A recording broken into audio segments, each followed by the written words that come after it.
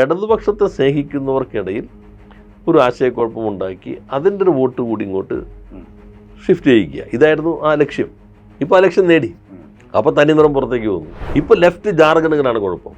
നേരത്തെ നിങ്ങളതൊക്കെ ഉപേക്ഷിച്ച് ഞങ്ങളാണത് കൊണ്ടു നടക്കുമ്പോൾ എന്നായിരുന്നു അവരുടെ ക്രെഡിറ്റ്.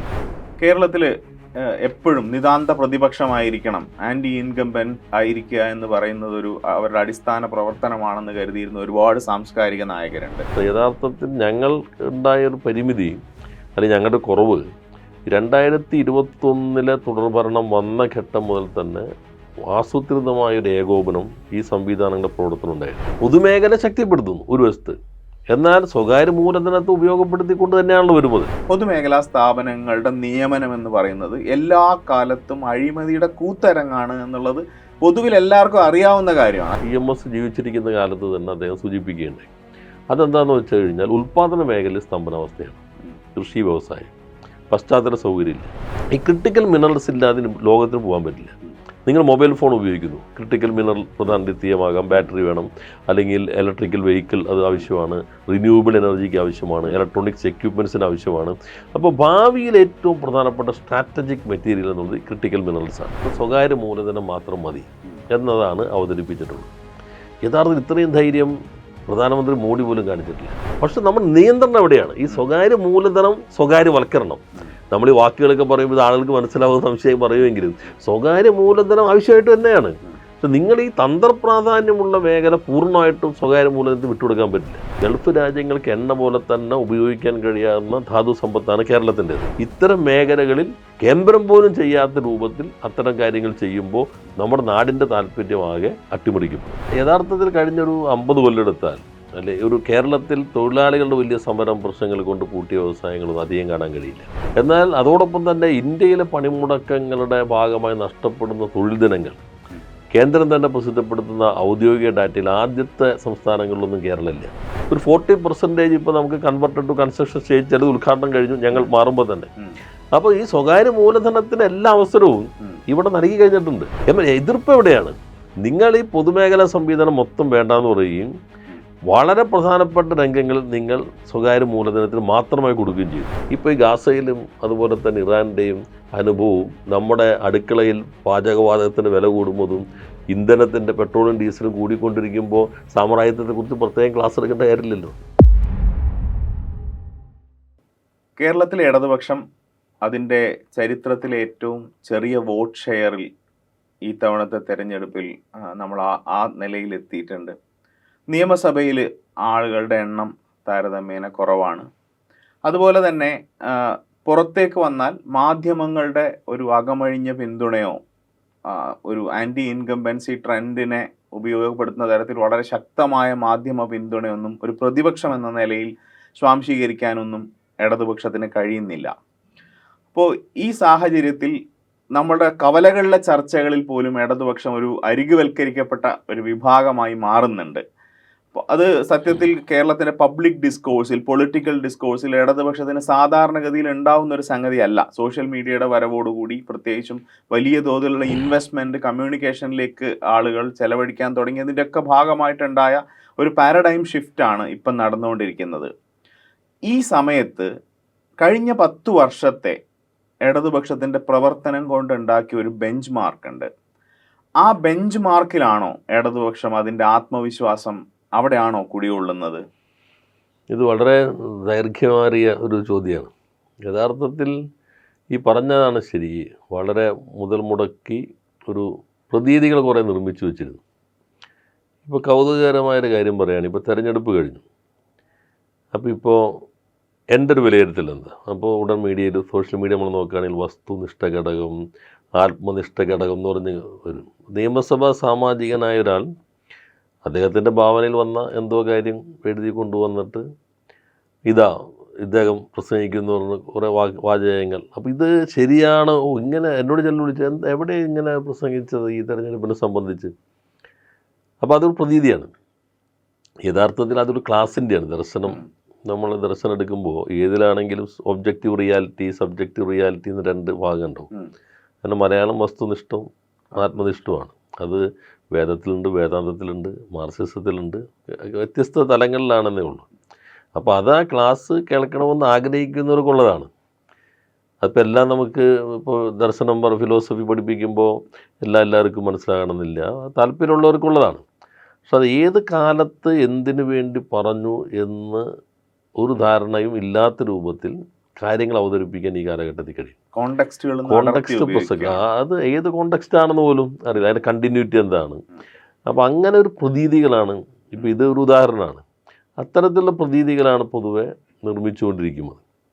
അത് ഈ കഴിഞ്ഞ 5 വർഷം യഥാർത്ഥത്തിൽ ഞങ്ങൾ ഉണ്ടായ ഒരു പരിമിതി അല്ലെങ്കിൽ ഞങ്ങളുടെ കുറവ് 2021 തുടർഭരണം വന്ന ഘട്ടം മുതൽ തന്നെ ആസൂത്രിതമായൊരു ഏകോപനം ഈ സംവിധാനങ്ങളുടെ പ്രവർത്തനം ഉണ്ടായിരുന്നു. അത് ആ ഗൗരവത്തിൽ മനസ്സിലാക്കാൻ കഴിഞ്ഞില്ല എന്നുള്ളതാണ് ഒരു കുറവ്. പിന്നെ നമ്മൾ നടത്തിക്കൊണ്ടിരിക്കുന്ന വികസനം, ആ വികസനം ജനങ്ങൾക്ക് നല്ല അഭിപ്രായം ഉണ്ടാക്കും എന്ന് ഒരു പൊതുധാരണ ഉണ്ടായിരുന്നു. ഇപ്പോൾ 10 വർഷത്തെ എന്താണ് ബെഞ്ച് മാർക്ക്? ആ ബെഞ്ച് മാർക്ക് എന്നുള്ളത് യഥാർത്ഥത്തിൽ ഈ കേരള മാതൃക, അത് കേരള മാതൃക 57 മുതൽ തുടങ്ങുമ്പോൾ അതിന് മുൻപുള്ള തന്നെ തുടർച്ചയായിട്ടാണ്. അപ്പോൾ അതിൻ്റെ പ്രധാനപ്പെട്ട വിദ്യാഭ്യാസ, ആരോഗ്യം, ക്ഷേമം ഈ മേഖലയിലാണ്. എന്നാൽ ആ മേഖലയിലെ നേട്ടം കൊണ്ട് കേരളത്തിന് അതുകൊണ്ട് മാത്രം നമുക്ക് മുന്നോട്ട് പോകാൻ ചില ദൗർബല്യങ്ങളുണ്ട്. ആ ദൗർബല്യം EMS ജീവിച്ചിരിക്കുന്ന കാലത്ത് തന്നെ അദ്ദേഹം സൂചിപ്പിക്കുകയുണ്ടായി. അതെന്താണെന്ന് വെച്ച് കഴിഞ്ഞാൽ ഉൽപ്പാദന മേഖലയിൽ സ്തംഭനാവസ്ഥയാണ്. കൃഷി, വ്യവസായം, പശ്ചാത്തല സൗകര്യമില്ല. ഇത് മാറ്റിയില്ലെങ്കിൽ ഈ നേട്ടം നിലനിർത്താൻ പറ്റില്ല. നേട്ടത്തിന് വേറെ പ്രശ്നമുണ്ട്. സ്കൂളിംഗ് നന്നായി വന്നു, അപ്പോൾ ഹയർ എഡ്യൂക്കേഷൻ്റെ ഡിമാൻഡ് കൂടി, ക്വാളിറ്റി വേണം. ആയുർദൈർഘ്യം കൂടി, അപ്പോൾ അതിനനുസരിച്ചുള്ള ജീവിതശൈലി രോഗങ്ങൾ വന്നു, പുതിയ ചികിത്സാ പ്രശ്നങ്ങൾ വേണം. അപ്പോൾ ക്വാളിറ്റി ഇതിലേക്ക് മാറേണ്ടതുണ്ട്. ഈ 2 പ്രശ്നങ്ങളും അഡ്രസ്സ് ചെയ്തു എന്നുള്ളതാണ് കഴിഞ്ഞ 10 വർഷത്തിൻ്റെ പ്രധാനപ്പെട്ട നേട്ടം. ഒരു വശത്ത് കേരള മാതൃകയുടെ നേട്ടങ്ങൾ ശക്തിപ്പെടുത്തി, മറുവശത്ത് അതിൻ്റെ ദൗർബല്യം, വ്യവസായ ഉൽപ്പാദന മേഖലയിൽ, കാർഷിക ഉൽപ്പാദന മേഖലയിലുള്ള പുറകോട്ടടിയിൽ മരവിപ്പ്, അതിനെ മറികടക്കാൻ കഴിയുന്ന ഒരു സംവിധാനം, പശ്ചാത്തല സൗകര്യ വികസനം, അതാണ് പ്രധാനമായി 2 ചേർന്ന് വച്ചിട്ടുള്ള ഒരു പദ്ധതി നടപ്പിലാക്കാൻ കഴിയും. അങ്ങയുടെ നേതൃത്വത്തിൽ അങ്ങ് കേരളത്തിലെ ഏറ്റവും സക്സസ്ഫുള്ളായ വ്യവസായ മന്ത്രിമാരിൽ ഒരാളാണ്. സ്റ്റാറ്റിസ്റ്റിക്കലി അങ്ങനെ പറയുകയാണ്, അതായത് ഒരു വ്യക്തിപരമായ അഭിപ്രായ പ്രകടനം നടത്തുകയല്ല, സ്റ്റാറ്റിസ്റ്റിക്കലി നോക്കുകയാണെങ്കിൽ കേരളത്തിനെ ഈസ് ഓഫ് ഡൂയിങ് ബിസിനസ്സിൽ ഒന്നാമത് എത്തിച്ചതാണ്. അത് ഒരു കേരളത്തിൽ നടക്കില്ല എന്ന് കരുതിയിരുന്ന ഒരു സംഗതിയാണ്. പക്ഷേ കേരളത്തിൽ ഇപ്പോൾ ഇതിനെല്ലാം ഈ പ്രതീതി നിർമ്മാണത്തിൻ്റെ ഭാഗമായിട്ടാണെങ്കിലും കേരളത്തിൽ നടക്കുന്ന ചർച്ചകളിൽ കേരളത്തിൽ ഏത് വ്യവസായം വന്നാലും അത് കമ്മ്യൂണിസ്റ്റുകാർ സമരം ചെയ്ത് പൂട്ടിക്കുമായിരുന്നു. ആ സമരം ചെയ്യുന്നതിൽ നിന്ന് കമ്മ്യൂണിസ്റ്റുകാർ പിന്മാറി, അവരധികാരത്തിൽ വന്നപ്പോൾ അവരതിൽ നിന്ന് പിന്മാറി. അതുകൊണ്ട് കേരളത്തിലെ വ്യവസായ അന്തരീക്ഷം ഒരു സുപ്രഭാതത്തിൽ വളരെ പെട്ടെന്ന് അങ്ങ് മെച്ചപ്പെട്ടു എന്നുള്ളതാണ്. അപ്പോൾ അങ്ങനെ മെച്ചപ്പെട്ട ഒരു വ്യവസായ അന്തരീക്ഷം കേരളത്തിലുണ്ടായി. ഇപ്പോൾ കേരളം ഈസ് ഓഫ് ഡൂയിങ് ബിസിനസ്സിൽ ഒന്നാമത് നിൽക്കുന്നു. മറ്റു പല ബെഞ്ച് മാർക്കുകളിലും ഇൻഡിക്കേറ്ററിലും കേരളം വ്യവസായ സൗഹൃദമായി തന്നെ തുടരുകയാണ്. അത് ഒരു കമ്മ്യൂണിസ്റ്റ് ഗവൺമെൻറ്റിൻ്റെ കാലത്ത് നേടിയെടുത്ത നേട്ടമാണ്. ഇതിൽ നിന്നും ഈ 1ാം സ്ഥാനത്ത് നിന്ന് കേരളത്തിൽ എങ്ങോട്ട് എത്തിക്കാനാണ് നമുക്ക് സ്വകാര്യവൽക്കരണം ഒരു അത്യന്താപേക്ഷിത ഘടകമായി മാറുന്നത്? ഇപ്പോൾ ഈ ധവളപത്രം പറയുന്നത് സ്വകാര്യവൽക്കരണത്തിലൂടെ അല്ലാതെ ഒരു മോചനം നമുക്കില്ല എന്നുള്ളതാണ്. അതിന് ഈ നരേറ്റീവ് പ്രധാനമാണ്. 2 നരേറ്റീവ് അതിനകത്ത് എടുക്കാം. ഒന്ന്, ഇവർ ഭരണത്തിൽ കിട്ടി സമരമൊക്കെ അവസാനിപ്പിച്ചു. യഥാർത്ഥത്തിൽ കഴിഞ്ഞൊരു 50 കൊല്ലം എടുത്താൽ അല്ലെ ഒരു കേരളത്തിൽ തൊഴിലാളികളുടെ വലിയ സമരം പ്രശ്നങ്ങൾ കൊണ്ട് പൂട്ടിയ വ്യവസായങ്ങളൊന്നും അധികം കാണാൻ കഴിയില്ല. വേറെ ഒറ്റപ്പെട്ട ചെറിയ ഏതെങ്കിലും പ്രാദേശികമായി ഉണ്ടെങ്കിലേ ഉള്ളൂ. എന്നാൽ അതോടൊപ്പം തന്നെ ഇന്ത്യയിലെ പണിമുടക്കങ്ങളുടെ ഭാഗമായി നഷ്ടപ്പെടുന്ന തൊഴിൽ ദിനങ്ങൾ കേന്ദ്രം തന്നെ പ്രസിദ്ധപ്പെടുത്തുന്ന ഔദ്യോഗിക ഡാറ്റയിൽ ആദ്യത്തെ സംസ്ഥാനങ്ങളിലൊന്നും കേരളമില്ല. 1ാം സ്ഥാനം തമിഴ്നാടിനാണ്, 2ാം സ്ഥാനം ഗുജറാത്തിനാണ്, 3ാം സ്ഥാനം മഹാരാഷ്ട്രയ്ക്കാണ്. അത്രയധികം പണിമുടക്കങ്ങൾ അവിടെ നടക്കുന്നുണ്ട്. ഇപ്പോൾ നോയിഡയിൽ പണിമുടക്കം നടന്നില്ലേ, അതുപോലെ ആന്ധ്രയിൽ, തെലങ്കാനയിൽ എല്ലാം പണിമുടക്കങ്ങൾ നടക്കുന്നുണ്ട്. പക്ഷേ കേരളത്തെക്കുറിച്ചുള്ള നരേറ്റീവ് വാളയാർ ചുരം കഴിഞ്ഞാലേ ഈ പ്രശ്നമുള്ളൂ എന്നുള്ള മട്ടിലാണ് പൊതുവെ ഉണ്ടായിരുന്ന നരേറ്റീവ്. അത് വസ്തുതകൾക്ക് നിരക്കുന്നതല്ല. ഇപ്പോൾ രണ്ടാമത് വരുന്ന നരേറ്റീവ് എന്താണെന്ന് വെച്ചാൽ, ഇപ്പോൾ ബജറ്റ് കഴിഞ്ഞപ്പോൾ പ്രതിപക്ഷ നേതാവിൻ്റെ പത്രസമ്മേളനം ഉണ്ടായിരുന്നു. അതിൽ അദ്ദേഹം പറഞ്ഞു ഇത് സ്വകാര്യവൽക്കരണത്തിനാണ് ബജറ്റ്. ഉടൻ മുഖ്യമന്ത്രിയുടെ അവതരണം നോക്കിക്കൊള്ളണം നിങ്ങൾ. മുഖ്യമന്ത്രി പറയുന്നു ഇവിടെ സ്വകാര്യ മൂലധനം വേണ്ടേ, ഞങ്ങൾ അതിനാണ് വന്നിരിക്കുന്നത്. കേരളം 25 വർഷം പുറകിലായിരുന്നു, ഞങ്ങൾ 25 വർഷം മുമ്പോട്ട് കൊണ്ടുപോവാണ്. ഇവിടെ ഏത് പൊതുമേഖലയിലാണ് ഒരു ചെറുപ്പക്കാരന് ജോലി കിട്ടാവുന്ന സാഹചര്യമുള്ളതാണ്? പൊതുമേഖലയല്ല, ഞങ്ങൾ സ്വകാര്യ മൂലധനമാണ് വേണ്ടത്.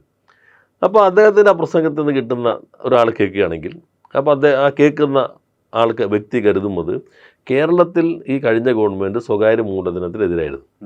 അവരൊരു സ്വകാര്യ കമ്പനിയും കൊണ്ടുവന്നിട്ടില്ല. പൊതുമേഖല മാത്രം മതി എന്നുള്ളതാണ് അവരുടെ കാഴ്ചപ്പാട്. അതുകൊണ്ട് കേരളം ആകെ തകർന്നിരിക്കുന്നു. ഇതാണ് ആ പത്രസമ്മേളനത്തിൽ അദ്ദേഹത്തിന് ഊന്നി പറയുന്ന ശരീരഭാഷ വാക്കുകളുടെ ഊന്നൽ കേൾക്കുമ്പോൾ ഉണ്ടാകുന്ന നരേറ്റീവ് അതാണ്. യാഥാർത്ഥ്യം എന്താ? ഇത് നേരെ എതിരാണ്. ഇപ്പോൾ പൊതുമേഖല ശക്തിപ്പെടുത്തുന്നു ഒരു വശത്ത്, എന്നാൽ സ്വകാര്യ മൂലധനത്തെ ഉപയോഗപ്പെടുത്തിക്കൊണ്ട് തന്നെയാണല്ലോ വരുന്നത്. 57 ആദ്യത്തെ ഗവൺമെൻറ് ഒന്ന് ബിർളയെ കൊണ്ടുവന്നു, കഴിഞ്ഞ 10 വർഷം എടുത്തു. ഞാനിപ്പോൾ ദാവോസിൽ പോയില്ലേ, ഞങ്ങളുടെ കാഴ്ചപ്പാടിൻ്റെ ഭാഗമായിട്ട് വിദേശ മൂലധനത്തെ കൂടി ആകർഷിക്കാനല്ലേ. ഇവിടെ നമ്മൾ ഗ്ലോബൽ മീറ്റ് നടത്തിയിരുന്നല്ലോ. അത് ഇൻവെസ്റ്റ് കേരള എന്ന് ആ സംവിധാനം നടത്തുന്നത് തന്നെ നിക്ഷേപം കൊണ്ടുവരാനാണ്. ആ നിക്ഷേപം ഇപ്പോൾ യാഥാർത്ഥ്യത്തിലേക്ക് എത്തിയിരിക്കുന്നത് ഒരു കാലത്തും ഇല്ലാത്ത രൂപത്തിലാണ്. നേരത്തെ നടത്തിയ ഇവൻറ്റുകളിൽ നിന്ന് വ്യത്യസ്തമായി ഒരു 40% ഇപ്പോൾ നമുക്ക് കൺവെർട്ടഡ് ടു കൺസ്ട്രക്ഷൻ സ്റ്റേജ്, ചിലത് ഉദ്ഘാടനം കഴിഞ്ഞു ഞങ്ങൾ മാറുമ്പോൾ തന്നെ. അപ്പോൾ ഈ സ്വകാര്യ മൂലധനത്തിന് എല്ലാ അവസരവും ഇവിടെ നൽകി കഴിഞ്ഞിട്ടുണ്ട്. എതിർപ്പ് എവിടെയാണ്? നിങ്ങൾ ഈ പൊതുമേഖലാ സംവിധാനം മൊത്തം വേണ്ടാന്ന് പറയുകയും വളരെ പ്രധാനപ്പെട്ട രംഗങ്ങളിൽ നിങ്ങൾ സ്വകാര്യ മൂലധനത്തിന് മാത്രമായി കൊടുക്കുകയും ചെയ്തു. അതിലൊന്ന് ഇപ്പോൾ ക്രിട്ടിക്കൽ മിനറൽ മിഷൻ. ഈ ക്രിട്ടിക്കൽ മിനറൽസ് ഇല്ലാതെ ലോകത്തിന് പോകാൻ പറ്റില്ല. നിങ്ങൾ മൊബൈൽ ഫോൺ ഉപയോഗിക്കുന്നു, ക്രിട്ടിക്കൽ മിനറൽ പ്രധാന ലിഥിയമാകാം, ബാറ്ററി വേണം, അല്ലെങ്കിൽ ഇലക്ട്രിക്കൽ വെഹിക്കിൾ അത് ആവശ്യമാണ്, റിന്യൂവബിൾ എനർജിക്ക് ആവശ്യമാണ്, ഇലക്ട്രോണിക്സ് എക്യുപ്മെൻറ്റ്സിന് ആവശ്യമാണ്. അപ്പോൾ ഭാവിയിൽ ഏറ്റവും പ്രധാനപ്പെട്ട സ്ട്രാറ്റജിക് മെറ്റീരിയൽ എന്നുള്ളത് ക്രിട്ടിക്കൽ മിനറൽസ് ആണ്. ഇന്ത്യ ഇപ്പോൾ മിക്കവാറും അത് ഇറക്കുമതി ചെയ്യുകയാണ്. അപ്പോൾ നമുക്ക് ഇന്ത്യയിൽ തന്നെ ഉണ്ടാക്കണം. അതിനാണ് ഇപ്പോൾ യൂണിയൻ ഗവൺമെൻറ് ഒരു മിഷൻ, ഇന്ത്യയുടെ ക്രിട്ടിക്കൽ മിനറൽ മിഷൻ കൊണ്ടുവന്നു. എന്നാൽ നമ്മൾ ശ്രദ്ധിക്കേണ്ടത്, ഇന്ത്യയിൽ ആദ്യമായി ഒരു സംസ്ഥാനം ക്രിട്ടിക്കൽ മിനറൽ മിഷൻ പ്രഖ്യാപിച്ചിട്ടുണ്ടെങ്കിൽ അത് കേരളമായിരുന്നു. കഴിഞ്ഞ ബജറ്റിൽ നമ്മൾ പ്രഖ്യാപിച്ചു. ആ ബജറ്റ് പ്രഖ്യാപിച്ചത് KMML, കെൽട്രോൺ, അതുപോലെ NFTDC, നോൺ ഫെറസ് അല്ലാത്ത മെറ്റീരിയൽസിൻ്റെ ടെക്നോളജി ഡെവലപ്മെൻറ്റ് സെൻ്ററാണ് NFTDC. അത് ഹൈദരാബാദിലെ സെൻട്രൽ യൂണിറ്റാണ്. ഈ 3 സ്ഥാപനങ്ങളുടെ നേതൃത്വത്തിൽ ഒരു ക്രിട്ടിക്കൽ മിനറൽ മിഷൻ രൂപീകരിക്കും. ഇതാണ് നമ്മളുടെ ബജറ്റ് പറഞ്ഞത്. ഈ ബജറ്റ് വന്നപ്പോൾ ഈ 3 സ്ഥാപനങ്ങൾ മാറി. വകയിരുത്തൽ മാറിയിട്ടില്ല, അതിൻ്റെ കാഴ്ചപ്പാട് മാറിയിട്ടില്ല. അടിസ്ഥാന കാഴ്ചപ്പാടിൽ മാറ്റം സ്വകാര്യ മൂലധനം മാത്രം മതി എന്നതാണ് അവതരിപ്പിച്ചിട്ടുള്ളത്. യഥാർത്ഥത്തിൽ ഇത്രയും ധൈര്യം പ്രധാനമന്ത്രി മോഡി പോലും കാണിച്ചിട്ടില്ല.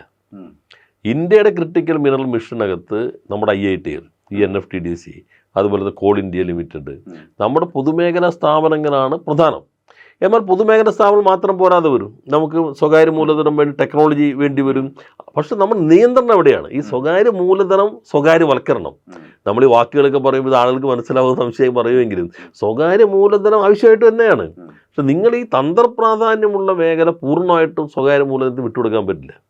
ഇപ്പം തന്നെ മൈനിങ് ചെയ്യണമെങ്കിൽ പൊതുമേഖലയ്ക്കാണ് പൊതുവെ അനുമതിയുള്ളത്, ഈ പ്രത്യേകിച്ച് ഇത്തരം മിനറൽസിനകത്ത്. ഇപ്പോൾ കുറച്ച് മാറ്റങ്ങൾ വരുന്നുണ്ട്. കഴിഞ്ഞ ഗവൺമെൻറ് ചെയ്തൊരു കാര്യം, ഇപ്പോൾ ഞാൻ എൻ്റെ വകുപ്പിൻ്റെ കീഴിലാണ് KMML, നല്ല സ്ഥാപനമായിട്ട് മാറിയിട്ടുണ്ട്. അവർ മണ്ണിനടിയിൽ മോണോസൈറ്റ് കുഴിച്ചിട്ടിരിക്കുകയാണ്. കാരണം അവർക്ക് ഉപയോഗിക്കാൻ ഒരു അധികാരം ഉണ്ടായിരുന്നില്ല, IRക്ക് മാത്രമായിരുന്നു. ഇപ്പോൾ കേന്ദ്രം മാറ്റിയപ്പോൾ നമ്മൾ ഓപ്പൺ ടെൻഡറിലേക്ക് പോയി. ടെക്നോളജി നമ്മുടെ കയ്യിലില്ല. KMMLൻ്റെ നിയന്ത്രണത്തിൽ വേറെ സ്ഥാപനത്തിന് പൈലറ്റായി കൊടുക്കുകയാണ്, കൂടുതൽ വാല്യൂ അഡീഷനിലേക്ക്. ഇവർ ചെയ്യുന്നത് പൂർണ്ണമായിട്ടും സ്വകാര്യ മേഖലയ്ക്ക് കൊടുക്കുന്നു എന്നുള്ളതാണ്. കേന്ദ്രം പോലും അത് ചെയ്തിട്ടില്ല. നമ്മുടെ ധാതു സമ്പത്ത് ഏറ്റവും ഇപ്പോൾ ഗൾഫ് രാജ്യങ്ങൾക്ക് എണ്ണ പോലെ തന്നെ ഉപയോഗിക്കാൻ കഴിയാവുന്ന ധാതു സമ്പത്താണ് കേരളത്തിൻ്റേത്. പക്ഷേ പാരിസ്ഥിതികമായ എല്ലാ മാനങ്ങളും നോക്കിയിട്ട് പൊതുമേഖലയാണ് ഖനനം നടത്തേണ്ടത്. ടെക്നോളജി നമുക്ക് ടൈറ്റാനിയം ഓക്സൈഡ് വരെയുണ്ട്. അതിൻ്റെ അടുത്ത ഘട്ടത്തിന് ടെക്നോളജി നമ്മൾ പുറത്തുനിന്ന് ചിലപ്പോൾ വാങ്ങേണ്ടി വരും, നമ്മുടെ ഡെവലപ്മെൻറ്റിന് എടുക്കേണ്ടി വരും. ഇതാണ് ഈ വ്യത്യാസം എന്നുള്ളത്. അപ്പോൾ പൂർണ്ണമായിട്ടും സ്വകാര്യ മൂലധനത്തിന് വിട്ടുകൊടുക്കുക എന്ന കാഴ്ചപ്പാടാണ്. ഞങ്ങളിപ്പോൾ ലിത്തിയം ബാറ്ററി വികസിപ്പിച്ചു കഴിഞ്ഞ ഗവൺമെൻറ് സമയത്ത്. ഒന്ന് നമ്മുടെ ഡിജിറ്റൽ യൂണിവേഴ്സിറ്റി, പിന്നെ നമ്മുടെ ടൈറ്റാനിയം കമ്പനി, അതുപോലെ തന്നെ ടാറ്റ പവർ, ഇവരൊക്കെ ചേർന്ന സീഡാക്ക്, ഇവർ ചേർന്നിട്ടാണ്. അപ്പോൾ സീഡാക്ക് പൊതുമേഖലാ സ്ഥാപനമാണ്, നമ്മുടെ ഡിജിറ്റൽ യൂണിവേഴ്സിറ്റി നമ്മുടെയാണ്, അതുപോലെ ടൈറ്റാനിയം സ്റ്റേറ്റിൻ്റെയാണ്, ടാറ്റ പവർ പുറത്തുള്ളതാണ്. അപ്പോൾ ഇത് ചേർന്നിട്ടുള്ള ജോയിൻറ്റ് വെഞ്ചറാണ്. നമ്മളൊരു ബാറ്ററി വികസിപ്പിച്ചെടുത്തു. നിയന്ത്രണം പക്ഷേ പൊതുമേഖലയ്ക്കാണ്. കേന്ദ്രത്തിൽ പോലും ക്രിട്ടിക്കൽ മിനറലിന് ഗവൺമെൻറ്റിൻ്റെ കയ്യിലാണ് നിയന്ത്രണം. സ്വകാര്യ മൂലധനത്തെ ഉപയോഗിക്കുന്നുണ്ട്. നമ്മുടെ കാഴ്ചപ്പാട് തന്നെയാണ്. ഇത് പൂർണ്ണമായിട്ടും സ്വകാര്യ മേഖലയ്ക്ക് വിട്ടുകൊടുക്കുക എന്നുള്ളതാണ്. അതാണ് നമ്മൾ എതിർക്കുന്നൊരു ഭാഗം. പക്ഷെ നരേറ്റീവ് എന്താ? ഇവരിന് കമ്പനിയൊന്നും വേണ്ട, സ്വകാര്യ മൂലധനം വേണ്ട, കൊണ്ടുവന്നൊക്കെ പൂട്ടാൻ പോവാണ്. നമ്മൾ അത് കൊണ്ടുവരാൻ വേണ്ടി ശ്രമിക്കുകയായിരുന്നല്ലോ 10 വർഷം ചെയ്തത്. അതാണല്ലോ കേരളത്തിലുണ്ടാക്കിയ പ്രധാനപ്പെട്ട ഒരു മാറ്റം എന്നുള്ളത്. എതിർക്കുന്നത് ഇത്തരം മേഖലകളിൽ കേന്ദ്രം പോലും ചെയ്യാത്ത രൂപത്തിൽ അത്തരം കാര്യങ്ങൾ ചെയ്യുമ്പോൾ നമ്മുടെ നാടിൻ്റെ താല്പര്യമാകെ അട്ടിമറിക്കപ്പെടും. ഇപ്പോഴും നമ്മൾ സ്വകാര്യ മൂലധനത്തിനെതിരാണ് എന്ന് പറയുന്ന ഒരു സ്റ്റോറി അത് വളരെ ഈസി ആയിട്ട് സെല്ല് ചെയ്യാൻ പറ്റുന്നുണ്ട്. അതായത് ഇടതുപക്ഷം സ്വകാര്യ മൂലധനത്തിനെതിരാണ്, സ്വകാര്യവൽക്കരത്തിനെതിരാണ്, അത് മാത്രമല്ല പുരോഗമനത്തിനെതിരാണ്. അത് ഇപ്പോൾ നോക്കിയാൽ കമ്പ്യൂട്ടറിനെ എതിർത്ത ആളുകൾ എന്നതാണ് ഇടതുപക്ഷത്തെ പറ്റിയുള്ള ഏറ്റവും പോപ്പുലർ നെറേറ്റീവിൻ്റെ ഭാഗമായിട്ടുള്ള സംഗതി. ഇപ്പോൾ ഇതിനോട് ചേർന്ന് നിൽക്കുമ്പോഴാണ് ഇപ്പോൾ മുഖ്യമന്ത്രിയുടെ പ്രസ്താവനയിൽ അദ്ദേഹം പറയുന്ന കാര്യമുണ്ട്, കുറെ കമ്മ്യൂണിസ്റ്റ് ജാർഗണുകളുടെ തടവിൽ കേരളത്തിൻ്റെ വികസനം മുരടിപ്പിക്കാൻ കഴിയില്ല എന്നാണ് അദ്ദേഹം പറയുന്നത്. അപ്പം ആഗോളവൽക്കരണം, സ്വകാര്യവൽക്കരണം, സാമ്രാജ്യത്വം, ഇത്തരം കാര്യങ്ങളെല്ലാം കമ്മ്യൂണിസ്റ്റുകാർ മാത്രം ഉപയോഗിക്കുന്ന എന്തോ ഒരു തമാശയാണ് എന്നൊരു ധാരണ ഇവിടുത്തെ പൊതുസമൂഹത്തിനുണ്ട്, പുതിയ തലമുറയ്ക്കുണ്ട്. അപ്പം ഈ കാര്യങ്ങൾ എങ്ങനെയാണ് കേരളത്തിന് നമ്മൾ മുന്നോട്ട് വയ്ക്കുന്നത്? അല്ലെങ്കിൽ കേരളത്തിൻ്റെ സവിശേഷമായിട്ടുള്ള സ്ഥിതി, നമ്മൾ ലാൻഡ് റിച്ച് ആയിട്ടുള്ള ഒരു സ്ഥലമല്ല, നമുക്ക് വളരെ കുറച്ച് ഭൂമിയെ ബാക്കിയുള്ളൂ. അതുപോലെ എക്കോളജിക്കലി വളരെ സെൻസിറ്റീവായ ഫ്രജൈലായ ഒരു സ്ഥലമാണ്. ഇവിടെ നമ്മൾ ഭരണം നടത്തുമ്പോൾ ഈ പറയുന്ന വാക്കുകൾക്ക് എന്ത് പ്രസക്തിയാണ് കേരളത്തിനെ സംബന്ധിച്ചുള്ളത് എന്നത് കുറച്ചുകൂടെ ലളിതമായിട്ട് വിശദീകരിക്കാൻ ഇടതുപക്ഷത്തിന് കഴിയേണ്ടതല്ലേ? കാരണം അതിന് കൗതുകകരമായൊരു കാര്യം, ഒരു നരേറ്റീവ് നിങ്ങൾ നോക്കൂ. ഈ അധികാരത്തിന് മുമ്പ് എന്തായിരുന്നു പറഞ്ഞിരുന്നത്? നിങ്ങൾ ഇടതുപക്ഷമല്ല, ഞങ്ങളാണ് ഇടതുപക്ഷം. നിങ്ങൾ വലതുപക്ഷമല്ല, തീവ്ര വലതുപക്ഷമാണ്. നിങ്ങൾ കോർപ്പറേറ്റുകൾക്കും സ്വകാര്യ മൂലധനത്തിന് വേണ്ടി നിൽക്കുന്നു, ഞങ്ങൾ പൊതുവായി ജനങ്ങൾക്ക് വേണ്ടി നിൽക്കുന്നു. ഇതാണ് തെരഞ്ഞെടുപ്പിന് മുൻപ് അദ്ദേഹം തുടർച്ച നിങ്ങൾ കാലഹരണപ്പെട്ടു പോയിരിക്കുന്നത്. ഞങ്ങൾ ഇടതുപക്ഷത്തിൻ്റെ പുതിയ പ്രതീക്ഷയാണ്. ഇതായിരുന്നു തെരഞ്ഞെടുപ്പിന് മുൻപ്. അതെന്താ ലക്ഷ്യം വെച്ചാൽ, ഇടതുപക്ഷത്തിന് കേരളത്തിൽ വലതുപക്ഷ സ്വാധീന രാഷ്ട്രീയത്തിലുണ്ടെങ്കിലും നല്ല അടിത്തറ ഇടതുപക്ഷത്തിനുണ്ട്. അപ്പോൾ ഇടതുപക്ഷത്തെ സ്നേഹിക്കുന്നവർക്കിടയിൽ ഒരു ആശയക്കുഴപ്പമുണ്ടാക്കി അതിൻ്റെ ഒരു വോട്ട് കൂടി ഇങ്ങോട്ട് ഷിഫ്റ്റ് ചെയ്യിക്കുക, ഇതായിരുന്നു ആ ലക്ഷ്യം. ഇപ്പോൾ ആ ലക്ഷ്യം നേടി. അപ്പോൾ തനിനിറം പുറത്തേക്ക് വന്നു. ഇപ്പോൾ ലെഫ്റ്റ് ജാർഖണ്ഡുകളാണ് കുഴപ്പം. നേരത്തെ നിങ്ങളതൊക്കെ ഉപേക്ഷിച്ച് ഞങ്ങളാണത് കൊണ്ടു നടക്കുമ്പോൾ എന്നായിരുന്നു അവരുടെ ക്രെഡിറ്റ്. ഇപ്പോൾ പറയുന്നത് ഇത് ലെഫ്റ്റ് ജാർഖണ്ഡുകൾ കേരളത്തിനെതിരാണ്. യഥാർത്ഥത്തിൽ സാമ്രാജ്യത്വം ഇപ്പോൾ പറഞ്ഞല്ലോ. ഇപ്പോൾ ഈ ഗാസയിലും അതുപോലെ തന്നെ ഇറാൻ്റെയും അനുഭവവും നമ്മുടെ അടുക്കളയിൽ പാചകവാതകത്തിന് വില കൂടുന്നതും ഇന്ധനത്തിൻ്റെ പെട്രോളും ഡീസലും കൂടിക്കൊണ്ടിരിക്കുമ്പോൾ സാമ്രാജ്യത്വത്തെക്കുറിച്ച് പ്രത്യേകം ക്ലാസ് എടുക്കേണ്ട കാര്യമില്ലല്ലോ. അടുക്കളയിൽ പ്രതിഫലിക്കുകയല്ലേ ചെയ്യുന്നത് നമ്മൾ നേരിട്ട്. അതേപോലെ തന്നെയാണ് കേരളത്തിൽ ഈ ജാർഖണ്ഡുകൾ. ഏത് പൊതുമേഖല ആവശ്യമാണ്, പക്ഷെ എല്ലാം പൊതുമേഖല നമ്മൾ കാണുന്നില്ല. ഞങ്ങളിപ്പോൾ പൊതുമേഖലയെ 29 പൊതുമേഖലാ സ്ഥാപനങ്ങൾ ലാഭകരമാക്കിയിട്ടാണ് ഞങ്ങൾ ചുമതല ഒഴിഞ്ഞത്, വ്യവസായ വകുപ്പിൻ്റെ കീഴിലുള്ളത്. ആ സ്ഥാപനങ്ങളിലെല്ലാം ഇപ്പോൾ ആർക്കെങ്കിലും തൊഴിൽ കൊടുത്തോ? ഞങ്ങൾ ചെയ്തൊരു കാര്യം എന്ന് വെച്ചാൽ ലാസ്റ്റ് ഗ്രേഡ് മുതൽ MD വരെ ഒരു ട്രാൻസ്പെറൻറ്റ് റിക്രൂട്ട്മെൻറ്റ് പ്രോസസ്സിന് വേണ്ടി ഒരു കമ്മീഷൻ കൊണ്ടുവന്നു. പഴയ ചീഫ് സെക്രട്ടറി ആണ് അതിൻ്റെ അധ്യക്ഷൻ. ഇപ്പോൾ ഒരാൾക്ക് ഇടപെടാൻ പറ്റില്ല. ലാസ്റ്റ് ഗ്രേഡ് മുതൽ ഒരു ഇൻ്റർവ്യൂ ആവശ്യമില്ലാത്തതാണെങ്കിൽ സിസ്റ്റം ജനറേറ്റഡ് ക്വസ്റ്റ്യൻസ് ആണ്. എൻ്റെ മുമ്പിലിരിക്കുന്ന സിസ്റ്റവും നിങ്ങളുടെ മുമ്പിലിരിക്കുന്ന സിസ്റ്റത്തിന് വ്യത്യസ്ത ചോദ്യങ്ങളായിരിക്കും. ആൻസർ ചെയ്യുമ്പോഴേക്കും മാർക്ക് സിസ്റ്റം ജനറേറ്റ് ചെയ്യും. അപ്പോൾ അതുകൊണ്ട് മന്ത്രി വിചാരിച്ചാലും രാഷ്ട്രീയ പാർട്ടി വിചാരിച്ചാലും ഒരാളെ നിയമിക്കാൻ പറ്റില്ല. ആ സിസ്റ്റം അവർക്ക് ബുദ്ധിമുട്ടുണ്ടാക്കിയിട്ടുണ്ടോ? അവർ പോകുമ്പോൾ അങ്ങനെ ആയിരുന്നില്ല. ഈ സ്വകാര്യ താല്പര്യം, ഇപ്പം നേരത്തെ പറഞ്ഞ പോലെ ഇപ്പം കമ്പ്യൂട്ടർ ഉമ്മൻചാണ്ടി ഉദ്ഘാടനം ചെയ്ത ചിത്രവും സോഷ്യൽ മീഡിയയിൽ കാണാം. നമ്മൾ അന്ന് കണ്ടത് കമ്പ്യൂട്ടർ ശരിക്കും തൊഴിൽ ഇത് കുറയ്ക്കും, പക്ഷേ കമ്പ്യൂട്ടർ വഴി സൃഷ്ടിക്കുന്ന തൊഴിലവസരങ്ങൾ കുറേയുണ്ട്. ഇപ്പോൾ ഇന്ത്യയിൽ ആദ്യമായി AI കോൺക്ലേവ് നടത്തിയത് കൊച്ചിയിൽ കഴിഞ്ഞ ഗവൺമെൻറ്റാണ്. ജനറേറ്റീവ് AIയുടെ IBM-ഉമായിട്ട് ചേർന്നിട്ടാണ്. IBM ഒരു പ്രധാനപ്പെട്ട ആ മേഖലയിലെ ഒരു മൊണോപ്പൊളി സ്വഭാവമുള്ള സംവിധാനമാണല്ലോ. അവരുമായി ചേർന്നിട്ടാണ് നമ്മൾ AI കോൺക്ലേവ് നടത്തിയത്. എത്രയോ ചെറുപ്പം വന്നോടെ. ഈ ജാർഖണ്ഡൊന്നുമല്ലല്ലോ അവിടെ. നമ്മൾ കണ്ടത് AI ഇപ്പോൾ ചർച്ച ചെയ്യുന്നില്ലേ, തൊഴിൽ നഷ്ടപ്പെടുത്താനിടയുണ്ട്, IT-യിൽ ഡിസ്പ്ലേസ്മെൻറ്റ് വരുന്നുണ്ട്.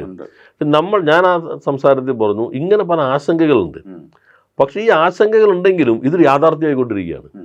യാഥാർത്ഥ്യമാകുമ്പോൾ കേരളത്തിനുള്ളൊരു സാധ്യത, ഇത് വികസിപ്പിക്കാനൊക്കെ ടൂളും ഏജൻറ്റും ഒക്കെ ഡെവലപ്പ് ചെയ്യാൻ പറ്റുന്ന കഴിവുള്ള ചെറുപ്പം കേരളത്തിനുണ്ട്. ലോകത്തിൻ്റെ ഏത് രാജ്യത്ത് പോയാലും ഈ മേഖലയിൽ കേരളത്തിലെ ആളുകൾക്ക് നല്ല സവിശേഷതയുണ്ട്. IBM ഇവിടെ തുടങ്ങിയപ്പോൾ ഉദ്ഘാടന വേളയിൽ അവരെന്നോട് പറഞ്ഞത് 100 പേരെ ഞങ്ങൾ പ്രതീക്ഷിച്ചാൽ മതി. പോളണ്ടിൽ ഞങ്ങൾ തുടങ്ങിയത് അത്ര മെച്ചപ്പെട്ടിട്ടില്ല. പക്ഷെ ഒരു വർഷത്തിനുള്ളിൽ തന്നെ 1500-2000 പേരായി. വാർഷികത്തിൽ ഞാൻ ചെന്നപ്പോൾ അവരെന്നോട് പറഞ്ഞത്, ഞാൻ ചോദിച്ചു നിങ്ങൾ 100 പറഞ്ഞിട്ട് ഇത്ര ഏതെങ്ങനെ? അപ്പോൾ അവർ പറഞ്ഞു ഒരു വർഷത്തിനുള്ളിൽ 2 നല്ല സക്സസ്ഫുൾ ടൂൾസ് അവർ ഡെവലപ്പ് ചെയ്തു. ഒന്ന് ഫേസ്ബുക്ക് എടുത്തു, ഒന്ന് ഡെൽറ്റ എയർലൈൻ എടുത്തു. അപ്പോൾ ഇതാണ് നമ്മുടെ ശക്തി. അപ്പോൾ ഞങ്ങളല്ലേ അതെല്ലാം മുന്നോട്ട് വെച്ചത്. അല്ലാതെ ഇവരുടെ ഈ സംവിധാനത്തിന് കീഴിലാണോ അത്തരം കാര്യങ്ങൾ വന്നത്? ഞങ്ങൾ എതിർക്കുന്നത് എവിടെ ഇതിന് നിയന്ത്രണം എങ്ങനെയായിരിക്കണം. ഇപ്പോൾ പോർട്ട് മുതൽ ഇങ്ങോട്ടുള്ള ഈ ജലപാത, അദ്ദേഹം പറയുന്നത് റോഡ് കുറയും, ജല ഗതാഗതത്തിലേക്ക് മാറ്റാൻ കഴിയും. അതാണല്ലോ പൊന്നാനി മുതൽ കോളം വരെ ഒന്നാം ഘട്ടം കഴിഞ്ഞ മുഖ്യമന്ത്രി ഉദ്ഘാടനം ചെയ്തത്. അതാണല്ലോ ബേക്കൽ വരെ നീളാൻ പോകുന്നത്. പോർട്ട് കണക്ടിവിറ്റി ഒരു മാരിടൈം കോർപ്പറേഷൻ നമ്മൾ കൊണ്ടുവന്നു. എന്നാൽ ഇത് പൂർണ്ണമായിട്ട് സ്വകാര്യ മൂലധനത്തിൽ കൊടുക്കരുത്, കൺട്രോൾ നമ്മുടെ കയ്യിൽ ഉണ്ടാകണം. ഇപ്പോൾ ഏത് പേരൻ്റ് സ്വകാര്യവൽക്കരിച്ചു? നമ്മുടെ രാജ്യത്തിനല്ലേ സ്വന്തമായിട്ടൊരു കാരിയർ ഇല്ലാതെ ഉള്ളൂ. അപ്പം അങ്ങനെ പൂർണ്ണമായിട്ടും വിട്ടുകൊടുക്കുക എന്നുള്ളതല്ല വേണ്ടത്. എവിടെയൊക്കെയാണോ ആവശ്യം അവിടെ എല്ലാം സ്വകാര്യ സ്ഥാപനങ്ങൾ തന്നെയാണ് വേണ്ടത്. നിയന്ത്രണം പ്രധാനപ്പെട്ട മേഖലയിൽ ഗവൺമെൻറ് തന്നെയായിരിക്കണം. ഇത് മാത്രമേ വ്യത്യാസമുള്ളൂ. പൊതുമേഖലാ സ്ഥാപനങ്ങളുടെ നിയമനം എന്ന് പറയുന്നത് എല്ലാ കാലത്തും അഴിമതിയുടെ കൂത്തരങ്ങാണ് എന്നുള്ളത് പൊതുവിൽ എല്ലാവർക്കും അറിയാവുന്ന കാര്യമാണ്. അതായത് കേരളത്തിലെ വീടുകളിൽ ഒരു കാലഘട്ടത്തിൽ ആളുകൾ 10 ലക്ഷവും 20 ലക്ഷവും അച്ഛനും അമ്മയൊക്കെ സ്വരുക്കൂട്ടിയിരുന്നത് ഏതെങ്കിലും ഒരാൾക്ക് പണം കൊടുത്ത് മക്കളെ ഏതെങ്കിലും ഒരു പൊതുമേഖലാ സ്ഥാപനത്തിൽ കയറ്റാമെന്നുള്ള ധാരണയിലാണ്. അങ്ങനെ നടന്ന സംഭവങ്ങളും അങ്ങനെ നടന്നിട്ടുള്ള അനുഭവങ്ങളും ഒക്കെ പലരുടെയും വ്യക്തി ജീവിതത്തിൽ കാണും. ഇപ്പോൾ അങ്ങ് പറഞ്ഞതുപോലെ ടോട്ടലി ട്രാൻസ്പെറൻ്റ് ആയ ഒരു സിസ്റ്റം അതിനുവേണ്ടി ഉണ്ടാക്കുന്നു, നിയമനങ്ങൾ ഉണ്ടാക്കുന്നു. ഇപ്പോഴും പൊതുമേഖലയിലും സർക്കാർ സംവിധാനത്തിലും ജോലി കിട്ടാൻ തന്നെയാണ് ഇവിടുത്തെ ചെറുപ്പക്കാരുടെ ഫസ്റ്റ് പ്രയോറിറ്റി ഉള്ളത്. അപ്പോൾ ആ തരത്തിൽ അത് വളരെ കൃത്യമായിട്ടും സ്ട്രീം ലൈൻഡ് ആയിട്ടും നടത്തുന്നു. ഇപ്പോൾ സിസ്റ്റം ജനറേറ്റഡ് ആയ ചോദ്യങ്ങൾ ഉണ്ടാകുന്നു എന്ന് പറയുന്നത് പോലെ ഈ ട്രാൻസ്പെറൻസി ഈ സംവിധാനത്തിൽ കൊണ്ടുവന്നിട്ടുണ്ട്. ഈ പറയുന്ന തരത്തിൽ സ്ഥാപനങ്ങൾ നല്ല നിലയിൽ പ്രവർത്തിക്കുന്നുണ്ട്. ഈ കാര്യങ്ങൾ ആളുകളിലേക്ക് എത്തിക്കുന്നതിൽ അപ്പോൾ ഇടതുപക്ഷം പരാജയപ്പെട്ടിട്ടുണ്ടോ? അല്ല, നമ്മൾ ശ്രമിച്ചെങ്കിലും അങ്ങനെ ഒരു കറക്റ്റാണത്. ഇപ്പോൾ സോഷ്യൽ മീഡിയ എടുത്താലും മാധ്യമങ്ങൾ ഇവരെല്ലാം തമസ്കരിക്കുകയാണല്ലോ ചെയ്യുന്നത്. ഇപ്പോഴത്തെ സ്പീക്കർ സഭയിൽ ചോദിച്ചു, സ്ക്രൂ ഉണ്ടാക്കാൻ അറിയാത്ത കമ്പനിയാണ് കെൽട്രോൺ എന്ന് പറഞ്ഞു. അപ്പോൾ അവർ വിയറ്റ്നാമിനും റഷ്യയ്ക്കും കടലിനടിയിലൂടെ പോകുന്ന അന്തർവാഹിനിക്കുള്ള സോണാർ സിസ്റ്റത്തിൻ്റെ പ്രധാന കമ്പോണൻറ്റുകൾ അവരുടെ ഫാക്ടറിയിലാണ് നിർമ്മിച്ചു കൊടുക്കുന്നത്. ഇപ്പോൾ റഷ്യ ഇങ്ങോട്ട് ടൈപ്പ് ഉണ്ടാക്കിയിരിക്കുകയാണ്. ഇന്ത്യയുടെ ഹൈവേയിലെല്ലാം കെൽട്രോണാണ് ഈ ട്രാഫിക് സിഗ്നൽ. നമ്മളിവിടെ ക്യാമറയിൽ വിവാദമായിരുന്നു, അതാണ് എല്ലായിടത്തേക്കും അവർ കൊണ്ടുവരുന്നത്. അപ്പോൾ അത് സമൂഹത്തിലേക്ക് എത്തിക്കാൻ ഞങ്ങൾ ശ്രമിച്ചെങ്കിലും അത് തടയുന്ന രൂപത്തിലാണായിരുന്നു ബോധപൂർവം വിവാദങ്ങളിലൂടെ അത്തരം കാര്യങ്ങൾ ജനങ്ങളിലേക്ക് എത്താതിരിക്കുക. ഇപ്പം ഞാനൊരു ദിവസം വന്ദേ ഭാരതിൽ പോകാനായിട്ട് എറണാകുളത്ത് ഇരിക്കുമ്പോൾ ഒരു ഫാമിലി, ഒരാളും വൈഫും നിൽക്കുന്നുണ്ട്. അപ്പോൾ അദ്ദേഹം എൻ്റെ അടുത്ത് വന്നിട്ട് പരിചയപ്പെട്ടു, സാർ ഞാനാണ് അങ്ങ് നിയമിച്ച കെൽട്രോണിൻ്റെ പുതിയ മാനേജിങ് ഡയറക്ടർ. ഞാൻ റെയിൽവേ സ്റ്റേഷനിൽ വെച്ച് അദ്ദേഹത്തെ കാണുന്നത്. പണ്ടാണെങ്കിൽ ഈ നിയമനങ്ങളുടെ രീതി അങ്ങനെ ആയിരുന്നില്ല. അത് വളരെ എഫിഷ്യൻ്റ് ആയിട്ടുള്ള നേവി നല്ല പോസ്റ്റ് വൈസ് അഡ്മിറലായിട്ടിരുന്ന ആളാണ്. നമ്മളിപ്പോൾ MD. ഞാൻ ആകെ ഇടപെട്ട ഒരു നിയമനം മാത്രമേ പൊതുമേഖല നടത്തിയിട്ടുള്ളൂ. അത് NPOLൻ്റെ ഡയറക്ടർ റിട്ടയർ ചെയ്തപ്പോൾ അദ്ദേഹം ഇന്ത്യയിൽ ഏറ്റവും കൂടുതൽ അന്തർവാഹിനികൾ സഞ്ചരിച്ചിട്ടുള്ള പട്ടാളത്തിലല്ലാത്ത ഏക ആളത്തേക്കാണ്. വളരെ എക്സ്പെർട്ടായ ആളാണ്, വളരെ റെസ്പെക്റ്റ് ആയിട്ടുള്ള ആളാണ്. അപ്പോൾ അദ്ദേഹം വിരമിച്ചപ്പോൾ ഞാൻ അദ്ദേഹത്തോട് ചോദിച്ചു, ഞങ്ങളുടെ പോരുന്നുണ്ടോ? അപ്പോൾ അദ്ദേഹം പറഞ്ഞു, എനിക്ക് സമയം വേണമെന്ന് പറഞ്ഞു. അങ്ങനെ അദ്ദേഹമാണ് ഇപ്പോൾ ഞങ്ങൾ ടെക്നോളജി ഡയറക്ടർ. അദ്ദേഹം വഴിയാണ് പല ഈ ഡിഫൻസിൻ്റെ കാര്യങ്ങളെല്ലാം നമുക്ക് കൈകാര്യം ചെയ്യാൻ പറ്റുന്നത്. അതിനുശേഷം റിക്രൂട്ട്മെൻറ്റ് ബോർഡ് പിന്നീട് വന്നു. പിന്നെ എല്ലാം റിക്രൂട്ട്മെൻറ്റ് ബോർഡാണ്. റിക്രൂട്ട്മെൻറ്റ് ബോർഡ് വരുന്നത് കൊണ്ട് തന്നെ ഞങ്ങൾ മറ്റ് നിയമനങ്ങൾ ഒഴിവുള്ളൂ നടത്തിയിരുന്നില്ല. ഇത് പക്ഷേ എത്ര പേരിലേക്ക് എത്തിയെന്ന് ചോദിച്ചാൽ, ഞാനിപ്പോൾ റിക്രൂട്ട്മെൻറ്റ് ബോർഡിൻ്റെ അവരോട് ചോദിച്ചപ്പോൾ 1500 പേരെ നമ്മൾ ഈ ബോർഡ് വന്നതിന് ശേഷം മാത്രം റിക്രൂട്ട് ചെയ്തിട്ടുണ്ട്, 300 കാറ്റഗറിയിലായിട്ട്. അത്ര ആളെ നിയമിച്ചിട്ടുണ്ട്. പ്രതിപക്ഷ നേതാവ് ചോദിക്കുന്നത് ആരെങ്കിലും ഉണ്ടോ എന്ന് ചോദിച്ചാൽ അത്രയും പേരെ നിയമിച്ചു കഴിഞ്ഞാൽ നല്ല മിടുക്കലായ എഞ്ചിനീയർമാരുൾപ്പെടെ നിയമിക്കപ്പെട്ടിട്ടുണ്ട്. ഇപ്പോൾ ഒരു പ്രതീതികൾ നിർമ്മിക്കുന്നു. അതാണ് ഇപ്പോഴത്തെ സോഷ്യൽ മീഡിയ വഴിയുള്ള ഈ പ്രചരണ രീതി. വസ്തുതകളല്ല എത്തുന്നത്. അതിനെ മറികടക്കാനായിട്ട് ഞങ്ങൾക്ക് ഞങ്ങളുടേതായ രീതികൾ പോരാ. അത് ഞങ്ങൾക്ക് ഈ അനുഭവം ഞങ്ങളെ പഠിപ്പിക്കുന്നുണ്ട്. ശരിക്കും നമ്മുടെ മുൻപിലിരിക്കുന്നതാണോ ശരി, അല്ലാത്തതാണോ? ഞാനിപ്പോൾ നമ്മളിങ്ങനെ സംസാരിക്കുകയാണല്ലോ. ഒരു വലിയ സ്ഥാപനത്തിൻ്റെ വ്യക്തി പറയുന്നത് വളരെ റെപ്യൂട്ടഡായ ഒരു ജേർണലിസ്റ്റ് ഞാനുമായിട്ട് സംവാദമാണ് ഒരു സാഹിത്യോത്സവത്തിൽ. ആ വർത്തമാനത്തിനൊക്കെയിടയിൽ അദ്ദേഹം പിന്നെ പോക്കറ്റിലൊക്കെയുള്ള ഫോണോ എന്തോ നോക്കിയിട്ട് കുറച്ച് വാചകങ്ങളോ അല്ല ഇങ്ങനെ കടുപ്പമുള്ള വാചകങ്ങളൊക്കെ നിങ്ങൾ ഉപയോഗിക്കുന്നുണ്ടല്ലോ, ആളുകൾക്ക് ഇതൊക്കെ മനസ്സിലാവുമോ എന്ന് ചോദിച്ചതിനോട്. അപ്പോൾ ഞാൻ അദ്ദേഹത്തോട് ചോദിച്ചു, നമ്മൾ തമ്മിൽ കാണാൻ തുടങ്ങിയിട്ട് കുറേ കൊല്ലമായല്ലോ, 10-35 കൊല്ലങ്ങളായിട്ടുണ്ടോ. നിങ്ങൾ എന്നെ ഇൻ്റർവ്യൂ ചെയ്തിട്ടുണ്ട്, അല്ലാതെ നമ്മൾ സംസാരിച്ചിട്ടുണ്ട്, നമ്മൾ ഒന്നിച്ച് നിരവധി യോഗങ്ങളിൽ പ്രസംഗിച്ചിട്ടുണ്ട്. എന്നെങ്കിലും ഏതെങ്കിലും കാര്യം നിങ്ങൾക്കോ കേൾക്കുന്നവർക്കോ മനസ്സിലാകാത്ത രൂപത്തിൽ കേട്ടിട്ടുണ്ടോ? അപ്പോൾ അതില്ല. ഇപ്പോൾ ഞാൻ ജീവനോടെ ഇങ്ങനെ ഇരുന്ന് നിങ്ങളുടെ മുമ്പിൽ ജീവിച്ചുകൊണ്ടിരിക്കുന്നു. ആ ഞാനല്ല, വാട്സപ്പിലൂടെ നിങ്ങൾക്ക് കിട്ടിയിട്ടുള്ള ഞാനെന്ന പ്രതീതിയാണ് നിങ്ങളെപ്പോലൊരാൾ പോലും വിശ്വസിക്കുന്നതെങ്കിൽ എന്തായിരിക്കും സ്ഥിതി? അപ്പോൾ ഇത് വളരെ, അപ്പോൾ അദ്ദേഹത്തിന് ഇതിലൂടെ കിട്ടുന്ന വെച്ചിട്ടാണ് ഒരു നിർമ്മിതിയിലേക്ക് എത്തുന്നത്.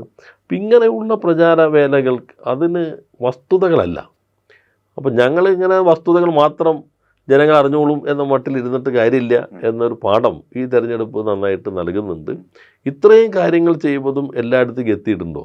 പറഞ്ഞത് വളരെ പ്രസക്തമാണ്. കുറേ കൂടി ഇത്തരം കാര്യങ്ങൾ ആളുകളിലേക്ക് എത്തിയാൽ ഞങ്ങൾ കുറേ പ്രൊഫഷണലായി തന്നെ പ്രവർത്തിക്കേണ്ടതുണ്ട്. അപ്പം അങ്ങേപ്പറ്റി അങ്ങിപ്പോൾ ഈ പറഞ്ഞതിൻ്റെ ഒരു ചേർത്ത് നിന്ന് പറയട്ടെ, അങ്ങേപ്പറ്റി പറയുമ്പോൾ ഏറ്റവും കൂടുതൽ സോഷ്യൽ മീഡിയയിൽ കണ്ടിട്ടുള്ള ഇപ്പം എനിക്ക് സത്യത്തിൽ അത് എക്സാക്ട്ലി പറയാൻ പറ്റും. സാങ്കേതിക നൈപുണ്യമുള്ള തൊഴിലാളി എന്നത് മുതലാളിത്തത്തിൻ്റെ ഉൽപ്പാദന പ്രക്രിയയുടെ അടിസ്ഥാനപരമായ മുന്നുപാധിയാണ്. അതുകൊണ്ട് എല്ലാവർക്കും വിദ്യാഭ്യാസം എന്നത് മുതലാളിത്തത്തിൻ്റെ മുദ്രാവാക്യമാണ് എന്ന് അങ്ങ് പറഞ്ഞിട്ടുണ്ടെന്നും അത് സ്വാഭാവികമായി, അതായത് എല്ലാവർക്കും വിദ്യാഭ്യാസം കൊടുക്കരുത് എന്നുള്ളതാണ് കമ്മ്യൂണിസ്റ്റ് നയം എന്നത് സാധൂകരിക്കുന്നതിന് വേണ്ടി അത് ഉപയോഗിക്കപ്പെടുന്നു എന്നുള്ളത് ഒരു സ്ഥലം. രണ്ടാമത്തെ സ്ഥലം, ഈ വർഷത്തെ ഏറ്റവും പ്രധാനപ്പെട്ട 10 തമാശകൾ എന്ന പേരിൽ ഒരു TV പരിപാടി ഉണ്ടാക്കി ആ TV പരിപാടിയിൽ ഒന്നാമതോ രണ്ടാമതോ ഇട്ട ഒരു സെൻറ്റൻസ് ആണിത്. ഞാൻ സോഷ്യോളജി അധ്യാപകനായിരുന്നു. അപ്പോൾ ഞാൻ അങ്ങ് പറഞ്ഞതിനകത്ത് എന്താണ് പറഞ്ഞിരിക്കുന്നത് എന്നത് എനിക്ക് വ്യക്തമാണ്. അതിനകത്ത് യാതൊരു വിധത്തിലുള്ള സംശയവും അതിനകത്തില്ല. ഇപ്പോൾ അഗ്രികൾച്ചർ ആയിരുന്നു മനുഷ്യരുടെ ഏറ്റവും വലിയ ധനസമ്പാദന മാർഗം എന്ന നിലയിൽ പെർപ്പച്വലി ഡീമോറലൈസ്ഡ് ആയ ഫ്രീ ലേബറിന് വേണ്ടിയാണ് നമ്മൾ ആളുകളെ ഉപയോഗിച്ചിരുന്നത്. അവർക്ക് വിദ്യാഭ്യാസം കൊടുക്കാൻ തീരുമാനിച്ചത് കേടുവരാതെ യന്ത്രങ്ങൾ പ്രയോഗിക്കേണ്ട ആവശ്യകത മുതലാളിത്തത്തിന് വന്നതുകൊണ്ടാണ് എന്നത് സാമാന്യ ബുദ്ധിക്കകത്ത് നിന്ന് മനസ്സിലാക്കാവുന്ന ഒരു കാര്യമാണ്. അപ്പം നമ്മൾ പറയുന്നത് മനസ്സിലാക്കുന്നതിലേക്ക് മാധ്യമങ്ങളും മാധ്യമപ്രവർത്തകരും ആളുകളും വളരുമെന്നൊരു പ്രതീക്ഷയിൽ ജീവിക്കാൻ കഴിയോ? അതോ നമ്മൾ ഇവർക്ക് വേണ്ടി ഡീജാർഗനൈസ് ചെയ്യേണ്ടതുണ്ടോ? അല്ലെങ്കിൽ ജെൻസിക്ക് ചേർന്ന ഭാഷ, ഒരു വൊക്കാബുലറി കമ്മ്യൂണിസ്റ്റ് പാർട്ടി വീണ്ടും ഉണ്ടാക്കേണ്ടതുണ്ടോ? നമ്മൾ കോവിഡിന് എല്ലാവരും വീടുകളിലിരിക്കുകയാണല്ലോ.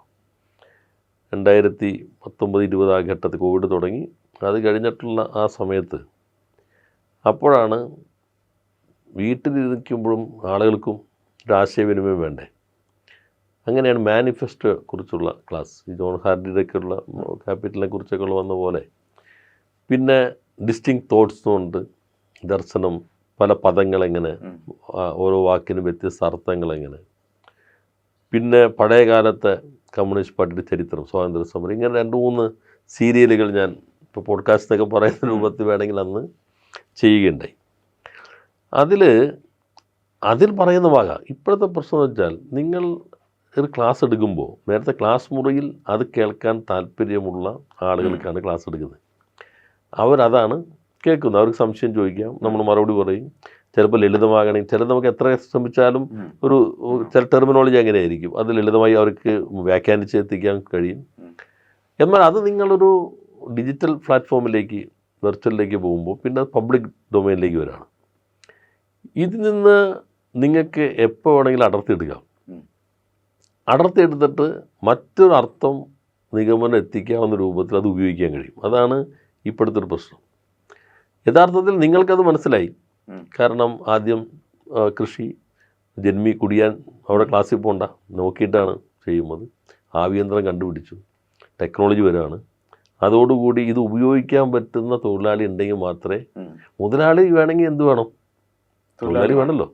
തൊഴിലാളിക്ക് തൊഴിലെടുക്കണമെങ്കിൽ പാടത്ത് നേരെ നോക്കിയെന്ന് ഇത് നടുന്ന പോലെയോ അല്ലെങ്കിൽ കള പറിക്കുന്ന പോലെയോ കൊയ്യുന്ന പോലെയോ നിങ്ങൾക്ക് അച്ഛൻ യന്ത്രം ഉപയോഗിച്ചു എന്ന് പറഞ്ഞിട്ട് ഓടിക്കാൻ പറ്റില്ല. അതിന് തിയറിയും പ്രാക്ടീസും വേണം. അതുകൊണ്ട് എല്ലാവർക്കും വിദ്യാഭ്യാസം കൊടുക്കേണ്ടത് തൊഴിലാളി എന്നതിൽ അവരെ ആ സാങ്കേതിക വൈദഗ്ധ്യമുള്ള തൊഴിലാളി ഉണ്ടാകേണ്ടത് മുതലാളിത്തത്തിൻ്റെ ആവശ്യമാണ്. അപ്പോൾ ആളുകൾ കരുതുന്നത് മുതലാളിത്തം ചെയ്യുന്നതെല്ലാം തെറ്റാണെന്നാണ്, അത് കമ്മ്യൂണിസ്റ്റുകാരെതിരാണെന്നാണ്. മാർക്സിൻ്റെ മനോഹരമായൊരു വാചകം മാനിഫെസ്റ്റോയിലുണ്ട്. Historically bourgeoisie has played the most revolutionary role. ഇതാണ് വാചകം. ചരിത്രപരമായി നോക്കുകയാണെങ്കിൽ ബൂർഷാസിയാണ് ഏറ്റവും വിപ്ലവകരമായ ദൗത്യം നിർവഹിച്ചിട്ടുള്ളത്.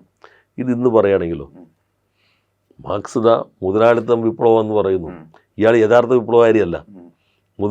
മുതലാളിയാണ്, ബൂർഷാസിയാണ് ഏറ്റവും വലിയ വിപ്ലവകാരി എന്ന് പറയുന്ന മാർക്സ് ആണോ എത്ര ട്രോൾ ഇറങ്ങിയാൽ ഉം. അത് മാത്രം എടുത്ത് കേട്ടാൽ എന്ത് തോന്നും? ശരിയാണ്. ഈ വേണമെങ്കിൽ ചരിത്രപരമായിട്ട് അങ്ങോട്ട് മാറ്റും, അത് വേണമെങ്കിൽ കട്ട് ചെയ്യും. എന്നിട്ട് ബൂർഷ്വാസിയാണ് ഏറ്റവും വിപ്ലവകരമായ ദൗത്യം നിർവഹിച്ചത്. ഈ ഭാഗം മാത്രം മാർക്സിൻ്റെ വാചകം ഇട്ടാൽ, മാനിഫെസ്റ്റോ എന്ന് എടുത്തിട്ടാണെന്നും കൂടി പറഞ്ഞാൽ, മാർക്സ് യഥാർത്ഥത്തിൽ മുതലാളിമാർക്ക് വേണ്ടിയല്ലേ നിലകൊള്ളുന്നതായിരിക്കും ഇപ്പോഴത്തെ ഒരു നിഗമനം. യഥാർത്ഥം അദ്ദേഹം പറഞ്ഞത് എന്താ, അതിന് മുൻപുള്ളതുമായി താരതമ്യം ചെയ്യുമ്പോൾ ഈ എത്രയോ വിപ്ലവകരമായി. അതിൽ പറയുന്നുണ്ട് പാട്രിയാർക്കൽ സംവിധാനത്തെ മാറ്റി ഒത്തിരി മാറ്റങ്ങളെക്കുറിച്ച് പിന്നീട് ഒരു അധ്യായം മുഴുവൻ ഈ ബൂർഷ്വാസി ചെയ്ത നല്ല കാര്യങ്ങൾ എന്തൊക്കെയാണെന്ന് വിശദീകരിക്കാനാണ്. അത് നല്ലതാകുമ്പോൾ അതിന് മുൻപുള്ളതുമായി താരതമ്യം ചെയ്യുമ്പോഴാണ്. അതിനേക്കാൾ നല്ലത് കൊണ്ടുവരാൻ നമ്മൾ ശ്രമിക്കുന്നു. ഇതാണല്ലോ ഇത് ഉൽപ്പാദനം വന്നു കഴിഞ്ഞപ്പോൾ തൊഴിലാളിക്ക് വിദ്യാഭ്യാസം വേണം. ഒരു ഘട്ടം കഴിഞ്ഞപ്പോൾ എല്ലാവർക്കും കൊടുക്കേണ്ടവർക്ക്, അവർക്ക് ആവശ്യമായ നമ്പറിന് കൊടുത്താൽ മതി, എല്ലാവർക്കും തൊഴിൽ കൊടുക്കേണ്ട കാര്യമില്ല അവർക്ക്. അപ്പോൾ അത് ലിമിറ്റ് ചെയ്തു. ഈ മുദ്രാവാക്യം പിന്നെ നമ്മളെല്ലാവരും ഏറ്റെടുക്കേണ്ടതുണ്ട്. ഇപ്പോൾ കേരളത്തിൽ 57 ഏപ്രിൽ 5 EMS മുഖ്യമന്ത്രിയായപ്പോൾ അദ്ദേഹം ഒരു കാര്യം പറഞ്ഞു, ഞാൻ ശ്വസിക്കുന്നത് പോലും കമ്മ്യൂണിസ്റ്റ് സമുദായം സൃഷ്ടിക്കുന്നതിന് വേണ്ടിയാണ്. പക്ഷെ എൻ്റെ ഗവൺമെൻറ് നടപ്പിലാക്കാൻ ശ്രമിക്കുന്നത് കമ്മ്യൂണിസ്റ്റ് പാർട്ടിയുടെ പരിപാടിയല്ല. കോൺഗ്രസ് നടപ്പിലാക്കേണ്ടതും അവർ നടപ്പിലാക്കാൻ തയ്യാറാകാത്തതുമായ നല്ല കാര്യങ്ങളാണ് നടപ്പിലാക്കുക. അതിലൊന്നാ ഭൂപരിഷ്കരണം. ഇപ്പം ചില പറയുന്നുണ്ട് ഇദ്ദേഹം ഭൂപരിഷ്കരണത്തിനെതിരാണ്. ഭൂപരിഷ്കരണം ആദ്യം ജന്മിയുടെ കയ്യിലല്ലേ മുഴുവൻ ഭൂമി. ഇത് ലോകത്ത് നമ്മൾ മുതലാളിത്തത്തിൻ്റെ ചരിത്രം വായിക്കുകയാണെങ്കിൽ പലയിടത്തും ചോരപ്പുഴ വരെ ഒഴുക്കിയിട്ടാണ് ഇത് പിടിച്ചെടുത്തിട്ട് വിതരണം ചെയ്യുന്നത്. ഓരോരുത്തർക്കും മുറിച്ച് വെക്കുന്നതും അതിനെ അവസാനിപ്പിക്കുന്നതും. എന്നാൽ അത് പിന്നീട് അവർക്ക് ആവശ്യമില്ല. ഇന്ത്യയിൽ പ്രത്യേകിച്ച് ഇവർ തമ്മിൽ ധാരണയായി. അതാണ് ഞങ്ങളുടെ പാർട്ടിയുടെ കാഴ്ചപ്പാട്. അതുകൊണ്ട് അതിൻ്റെ കോൺഗ്രസ് ഭൂപരിഷ്കരണം ചെയ്യേണ്ടതാണ്. അവരുടെ ഗവൺമെൻറ് കാഴ്ചപ്പാടതായിരുന്നു. എത്രയോ ചർച്ചകൾ നടന്നു. പക്ഷേ EMS പറഞ്ഞു അവർ ചെയ്യേണ്ടതാണ്, അവർ ചെയ്തില്ല, അതുകൊണ്ട് ഭൂപരിഷ്കരണം ഞങ്ങൾ ചെയ്യുന്നു. ഞങ്ങളുടെ മാനിഫെസ്റ്റോയിൽ പറയുന്നുണ്ട് കമ്മ്യൂണിസ്റ്റുകാരുടെ പരിപാടി ഒറ്റ വാചകത്തിൽ എങ്ങനെ പറയാം, സ്വകാര്യ സ്വത്ത് ഇല്ലാതാക്കൽ. ഇതെന്താ സ്വകാര്യ സ്വത്ത് കൊടുക്കില്ല. പക്ഷെ ആ കാലത്ത് അതേ പറ്റുള്ളൂ. ഇതില്ലാതാകണമെങ്കിൽ എത്രയോ കാലങ്ങൾക്ക് ശേഷം മാറ്റമൊക്കെ വന്നിട്ടല്ലേ ഇതിലുണ്ടാകാതെ ഉള്ളൂ. അപ്പം ഈ ഭൂപരിഷ്കരണം ഒരു വിപ്ലവകരമായ ദൗത്യമാണ്. അതിന് മുൻപുള്ള കാലവുമായി താരതമ്യം ചെയ്യുമ്പോൾ അത് മുതലാളിത്തത്തിൻ്റെതായി തന്നെ വന്നതാണ്. വിദ്യാഭ്യാസം എങ്ങനെയാണ്, ഇത് ക്ലാസ്സാണ്. ഇത് നിങ്ങൾ അടർത്തെടുത്തിട്ട് ഏതെങ്കിലും കോണ്ടസ്റ്റ് കൊണ്ട് സ്ഥാപിക്കും. ഇപ്പോൾ കഴിഞ്ഞ ദിവസം എന്നോട് ഒരാൾ പറഞ്ഞു, ചാനലിൽ തന്നെ ഒരാൾ വാർത്താവതാരകം പറയുകയുണ്ടായി, ഈ വസ്തുനിഷ്ഠ യാഥാർത്ഥ്യം, ഈ ആത്മനിഷ്ഠ ഘടകം എന്ന് എവിടെയോ പറഞ്ഞതെന്ന് എനിക്കറിയില്ല. അങ്ങനെയൊക്കെ മനസ്സിലാകാത്ത രൂപത്തിൽ തെരഞ്ഞെടുപ്പിനെ വിശകലനം ചെയ്താൽ മതി എന്ന് ഏതൊരു ആങ്കർ പറഞ്ഞതായിട്ട് ഒരാളിനോട് പറയുകയുണ്ടായി. അപ്പം ഇതാണ് അത്. എന്തിനു പറഞ്ഞു, എന്താണ് കാര്യം എന്നൊന്നും നോക്കാതെ അവിടെ ഇരിക്കുന്നവർക്കെല്ലാം അന്നത്തെ ക്ലാസ് എടുക്കുമ്പോൾ എല്ലാവരും വളരെ ലളിതമായിട്ട് ഇത് മനസ്സിലാകുന്നുണ്ടെന്നാണ് അന്നത്തെ കമൻറ്റ്. ഇപ്പോൾ നമ്മൾ പ്രതിഷേധ യോഗത്തിൽ പ്രസംഗിക്കുന്നു, അപ്പോഴത്തെ ഇൻസിഡൻറ്റിനല്ലേ നമ്മൾ അഭിസംബോധന ചെയ്യുന്നത്, അവിടെ വന്നിരിക്കുന്ന വികാരത്തെയല്ലേ നമ്മൾ അഭിസംബോധന ചെയ്യുന്നത്. അപ്പോൾ കുറച്ച് വൈകാരികമായൊരു പ്രസംഗമല്ലേ നടത്താം. ഈ പ്രസംഗം നിങ്ങൾ വീട്ടിൽ ഭക്ഷണം കഴിച്ചുകൊണ്ടിരിക്കുമ്പോൾ TV കാണുന്നു, എല്ലാവരും ഇരുന്നിട്ട് ഇയാൾക്ക് എന്ത് പറ്റി, ഇങ്ങനെയൊന്നും ആയിരുന്നില്ലല്ലോ, നല്ല മനുഷ്യരായിരുന്നല്ലോ, ഇതെന്തൊരു ഭ്രാന്തി പറയണേ എന്ന് തോന്നിപ്പോവും. ഈ കോണ്ടെക്സ്റ്റ് എവിടെ എന്ത് സാഹചര്യം, അതിപ്പോഴത്തെ പുതിയ ഒരു കമ്മ്യൂണിക്കേഷൻ പ്രശ്നമാണ്. ഇപ്പം നമുക്ക് ബ്രേക്ക് ഇല്ലാതെ എങ്ങനെ പറയാൻ പറ്റുന്നത് നോക്കണ്ടേ. നിയമസഭയിലൊക്കെ ആളുകൾ പ്രസംഗിക്കും ബ്രേക്ക് മുറിച്ചു കൊടുക്കാവുന്ന രൂപത്തിലാണ് ഇപ്പോൾ പ്രസംഗിക്കെങ്കിലും ബ്രേക്ക് ഉണ്ടെങ്കിൽ അത് മുറിച്ചിട്ട് എങ്ങനെ വേണമെങ്കിലും വ്യാഖ്യാനിക്കാം. ഇങ്ങനെ ചില പ്രശ്നങ്ങളുണ്ട്. അപ്പോൾ അതിന് ഞങ്ങൾക്കുള്ളൊരു കുറവ് കാണുന്നത്, അങ്ങനെ വരുമ്പോൾ അപ്പം തന്നെ അതിൻ്റെ ശരിയായ പ്രശ്നങ്ങൾ കൂടി അതേ വേഗതയിലെത്തിക്കാൻ കഴിയണം. നിങ്ങളത് ചെയ്യുന്നില്ലെങ്കിൽ ഈ തുടർച്ചയായി കറങ്ങി ഇതങ്ങനെ വരുമ്പോൾ ഇത് പുള്ളി പറഞ്ഞിട്ടുണ്ടാവും. 2-3 തുടർച്ചയായി കേൾക്കുമ്പോൾ ഈ നമ്മൾ വർത്തമാനം പറഞ്ഞുകൊണ്ടിരിക്കുന്ന ആളോ ഇന്ന് എന്താ ഇത്ര ലളിതമായിട്ട് പറഞ്ഞ് എന്ന് തോന്നും. മറ്റെല്ലാം ഇങ്ങനെയായിരിക്കും എന്ന ഒരു പ്രതീതി ഉണ്ടാവും. ഇപ്പോൾ കേരളം കടുത്ത വൈദ്യുതി പ്രതിസന്ധിയിലൂടെ കടന്നു പോവുകയാണെന്നാണ് പറയുന്നത്. അപ്പോൾ ഡാമുകളിൽ വെള്ളമില്ല, അപ്പോൾ അതുകൊണ്ട് നിയന്ത്രണം ആവശ്യമായിട്ട് വരും. 1 വർഷം വരെയൊക്കെ നീളുന്ന വൈദ്യുതി നിയന്ത്രണത്തിൻ്റെ ആവശ്യം ഉണ്ടാവുമെന്ന് വൈദ്യുതി മന്ത്രി തന്നെ പറഞ്ഞു. അത് രഹസ്യമായിട്ട് നടക്കുകയല്ല, അത് ഏതാണ്ട് ഒരു പരസ്യമായി തന്നെ അത് പറഞ്ഞു. കഴിഞ്ഞ 10 വർഷത്തിൽ ഒരിക്കൽ പോലും കേരളത്തിൽ ഡാമിന് വെള്ളം കുറയുന്നത് ഉൾപ്പെടെയുള്ള ഇത്തരം ഒരു സാഹചര്യം ഇടതുപക്ഷം നേരിട്ടില്ലേ? ഏറ്റവും വലിയ ഇടതുപക്ഷത്തിൻ്റെ പ്രചരണങ്ങളിൽ ഒന്നായിരുന്നു ലോഡ് ഷെഡിങ് ഇല്ലാതെ ഇത്രയും കാലം കടന്നുപോയി എന്ന് പറയുന്ന സംഗതി. അപ്പോൾ അതിനുവേണ്ടി ഇടതുപക്ഷം ഉപയോഗിച്ച അതേ കാര്യം അതെന്തുകൊണ്ടാണ് 1 മാസം പ്രായമായ ഒരു ഗവൺമെൻറ്റിന് പിന്തുടർന്ന് കൊണ്ടുപോകാൻ പറ്റാതിരിക്കുന്നത്? അത് അവരുടെ മാനേജ്മെൻറ്റിൻ്റെ പ്രശ്നമാണ്, കാഴ്ചപ്പാടിൻ്റെ. ഇടതുപക്ഷത്തിൻ്റെ ഒരു കഴിഞ്ഞ 10 വർഷത്തെ പ്രധാന നേട്ടങ്ങളിലൊന്നതാണ്. അത് ഇപ്പോൾ വ്യവസായം വരണമെങ്കിൽ നിങ്ങൾ സ്വകാര്യ മൂലധനം വിളിക്കുന്നു. സ്വകാര്യ മൂലധനത്തെ നിങ്ങൾ വിളിക്കുമ്പോൾ ഇവിടെ പവർ ഇല്ലെങ്കിൽ ആരെങ്കിലും വരുമോ? തുടർച്ചയായിട്ട് പവർ കിട്ടുണ്ടെങ്കിൽ ആരെങ്കിലും വരുമോ? സ്വകാര്യ മൂലധനത്തെ നിങ്ങൾ വിളിക്കുന്നു, ഇവിടെ വർഗീയ സംഘർഷങ്ങളും തർക്കങ്ങളും പ്രശ്നങ്ങളാണെങ്കിൽ ആരെങ്കിലും വരുമോ? മികച്ച ലോ ആൻഡ് ഓർഡർ ഉണ്ട്. അല്ലാണ്ട് മൂലധനത്തെ നിങ്ങൾ പരവതാനി വിരിച്ചു കൊടുത്തുകൊണ്ടൊന്നും അവർ വരണമെന്നില്ല. അവർക്ക് ഇപ്പോൾ കൺസൾട്ടൻസി വെച്ചിട്ട് അവർ വരാം. ഇപ്പോൾ ചിലർ പറയും ഇദ്ദേഹം അവിടേക്ക് കൊച്ചിക്ക് കൊണ്ടുപോയോ കേരള, അപ്പോൾ എവിടെയാണ് എന്നുള്ളതെല്ലാം ഇവർ കൺസൾട്ടൻ്റ് വെച്ച് നോക്കും. എവിടെയാണ് അവർക്ക് ഏറ്റവും നന്നായി ലാഭം കിട്ടേണ്ട ഒരു നല്ല അന്തരീക്ഷം ഉണ്ടാവും. ഇപ്പോൾ ഡാറ്റാ സെൻറ്റർ, ഇപ്പോൾ അമേരിക്കയുടെ ഡാറ്റാ സെൻറ്ററിന് കുറേ പ്രശ്നങ്ങൾ വന്നിട്ടുണ്ട്, യൂറോപ്പ് അങ്ങ് അനുവദിക്കുന്നില്ല, അപ്പോൾ അവരിങ്ങോട്ട് വരുന്നുണ്ട്. ഓരോ സാഹചര്യം നോക്കിയിട്ടാണല്ലോ നമ്മൾ ഇടപെടുക. അപ്പോൾ പവറിൻ്റെ പ്രശ്നം ഈ ഗവൺമെൻറ്റിൻ്റെ ഒരു കാഴ്ചപ്പാടിൻ്റെ പ്രശ്നമാണ്. എപ്പോഴൊക്കെയാണ് UDF ഭരണത്തിൽ വരുന്നത്, അവരുടെ ഒരു പൊതുവായി വരുന്ന പ്രശ്നം ചില വെസ്റ്റഡ് ഇൻട്രസ്റ്റുകൾ കയറും. അതാണ് എപ്പോഴും വരുമ്പോൾ ട്രാൻസ്പെറൻസി കുറയും. അതിൽ നിന്നാണ് പിന്നീട് പ്രശ്നങ്ങളിലേക്ക് എല്ലാം എത്തുന്നത്. ഇപ്പോൾ മദ്യനികുതിയിൽ ഉൾപ്പെടെ അത്തരം കാര്യങ്ങൾ കാണാം. ഇപ്പോൾ ഒരു മാസം മാത്രം നോക്കിയാൽ മതി, നമുക്ക് ഒരു ദിവസം ഇരിക്കാവുന്ന വിഷയങ്ങളുണ്ട്.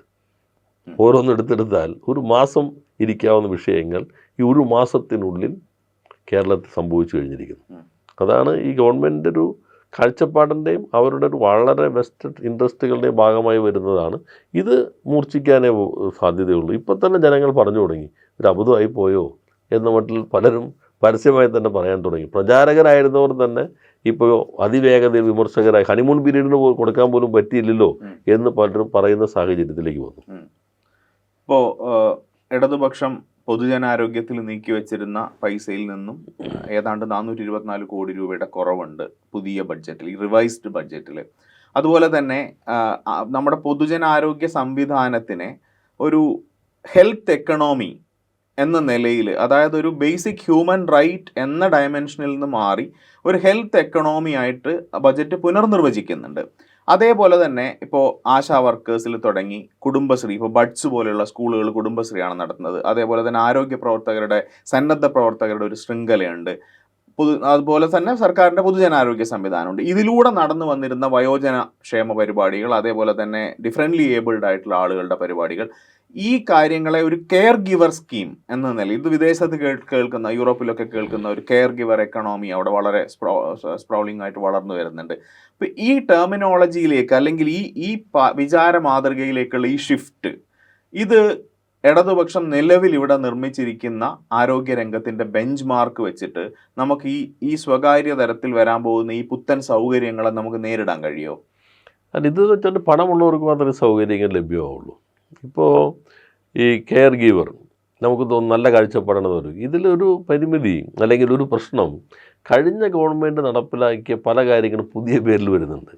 പിന്നെ ചിലത് ഈ പറഞ്ഞ പോലെ വേറെ എക്സ്ട്രീമിൽ അവതരിപ്പിക്കപ്പെടുന്നുണ്ട്. കഴിഞ്ഞ ഗവൺമെൻറ് കൊണ്ടുപോകുന്നതാണ് പാലിയേറ്റീവ് ഗ്രിഡ് സംവിധാനം. അതൊരു വളരെ പ്രോഗ്രസീവായിട്ട് ഇനീഷ്യേറ്റീവാണ്. ഏതൊരാൾക്കും വളണ്ടിയറായിട്ട് അതിനകത്ത് രജിസ്റ്റർ ചെയ്യാം. പല സംഘടനകളുണ്ട്, അവരെല്ലാം ഏകോപിതമാക്കി. ഇപ്പോൾ ഒരാൾ ജീവിതത്തിൽ ഒരു ആഴ്ചയിൽ ഒരു 2 മണിക്കൂർ ഈ സേവനത്തിന് വേണ്ടി വിനിയോഗിക്കും. അവർക്ക് രജിസ്റ്റർ ചെയ്യാം, അവർക്ക് ട്രെയിനിങ് കൊടുക്കും. എല്ലാ സിസ്റ്റത്തെയും AI ബേസ്ഡ് ആയിട്ട് നമ്മൾ കണക്ട് ചെയ്തു.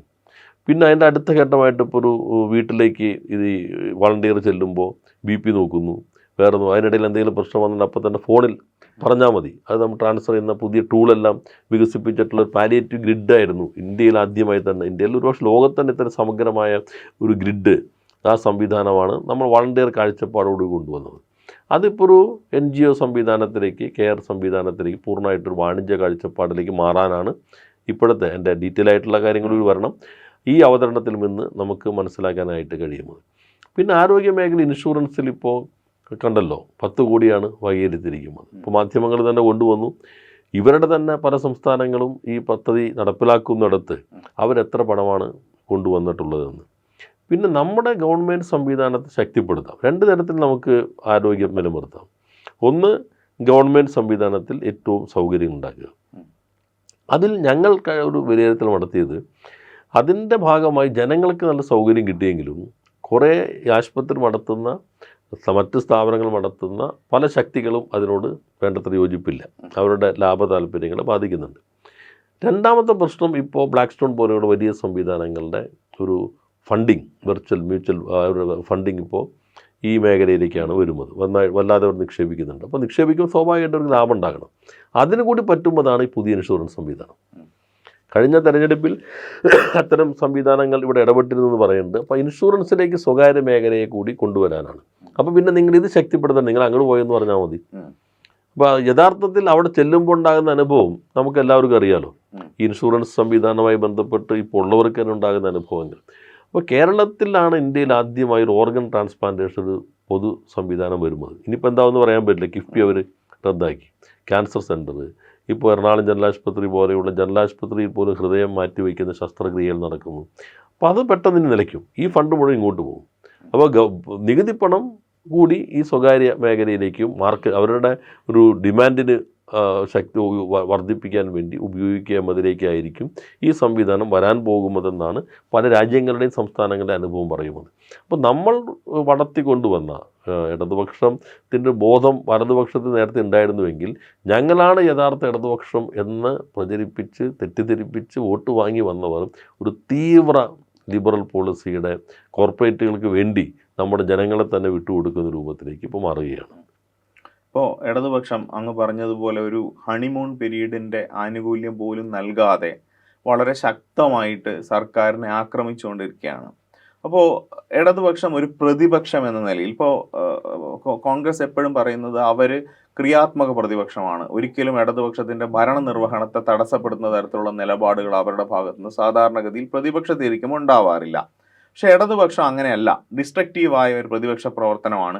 എന്ത് പദ്ധതിക്കും എതിര് നിൽക്കുക എന്ന ഒരു സ്ഥായി സ്വഭാവവും മനോഭാവവുമായിട്ട് ഇടതുപക്ഷം മുന്നോട്ട് പോകുന്നു. അപ്പോൾ അങ്ങയുടെ കാഴ്ചപ്പാടിൽ നിയമസഭയ്ക്ക് അകത്തും പുറത്തും ഏത് തരത്തിലുള്ള ഒരു പ്രതിപക്ഷ പ്രവർത്തനമായിരിക്കും ഇടതുപക്ഷം മുന്നോട്ട് വയ്ക്കുക? ആദ്യത്തെ ഒരു നരേറ്റീവ് ഉണ്ടാക്കിയത് മാത്രമാണ്.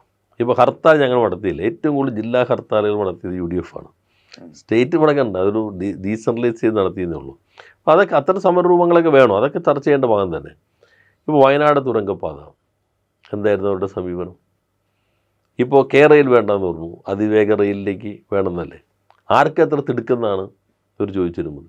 ഇപ്പോഴത്തെ മുഖ്യമന്ത്രി പറഞ്ഞത് 2-3 വന്ദേ ഭാരത് കിട്ടിയാൽ പരിഹരിക്കാവുന്ന പ്രശ്നമേ ഉള്ളൂ കേരളത്തിൻ്റെ ഗതാഗത പ്രശ്നം എന്നാണ് അദ്ദേഹം പരസ്യമായി തന്നെ പറഞ്ഞത്. ഇപ്പോൾ എവിടേക്ക് പോകുന്നു? അപ്പോൾ ഏതെങ്കിലും ഒരു കാര്യം, ഹൈവേ വികസനം, അവർ ഏതൊരു സമീപനം സ്വീകരിച്ചത്? അപ്പോൾ അവർ ശരിക്കും ഈ രൂപത്തിലുള്ള ഞങ്ങൾ സത്യപ്രതിജ്ഞ ചെയ്യുമ്പോൾ പോലും അവർ പങ്കെടുത്തിട്ടില്ല. കൺസ്ട്രക്റ്റീവ് എന്ന് പ്രസംഗിക്കുകയും സത്യപ്രതിജ്ഞ ചടങ്ങിൽ എല്ലാവരും പങ്കെടുക്കുമല്ലോ, അത് ആദ്യത്തെ ഫസ്റ്റ് ഡേ അല്ലേ, അതിൽ പോലും അവർ പങ്കെടുത്തിരുന്നില്ല.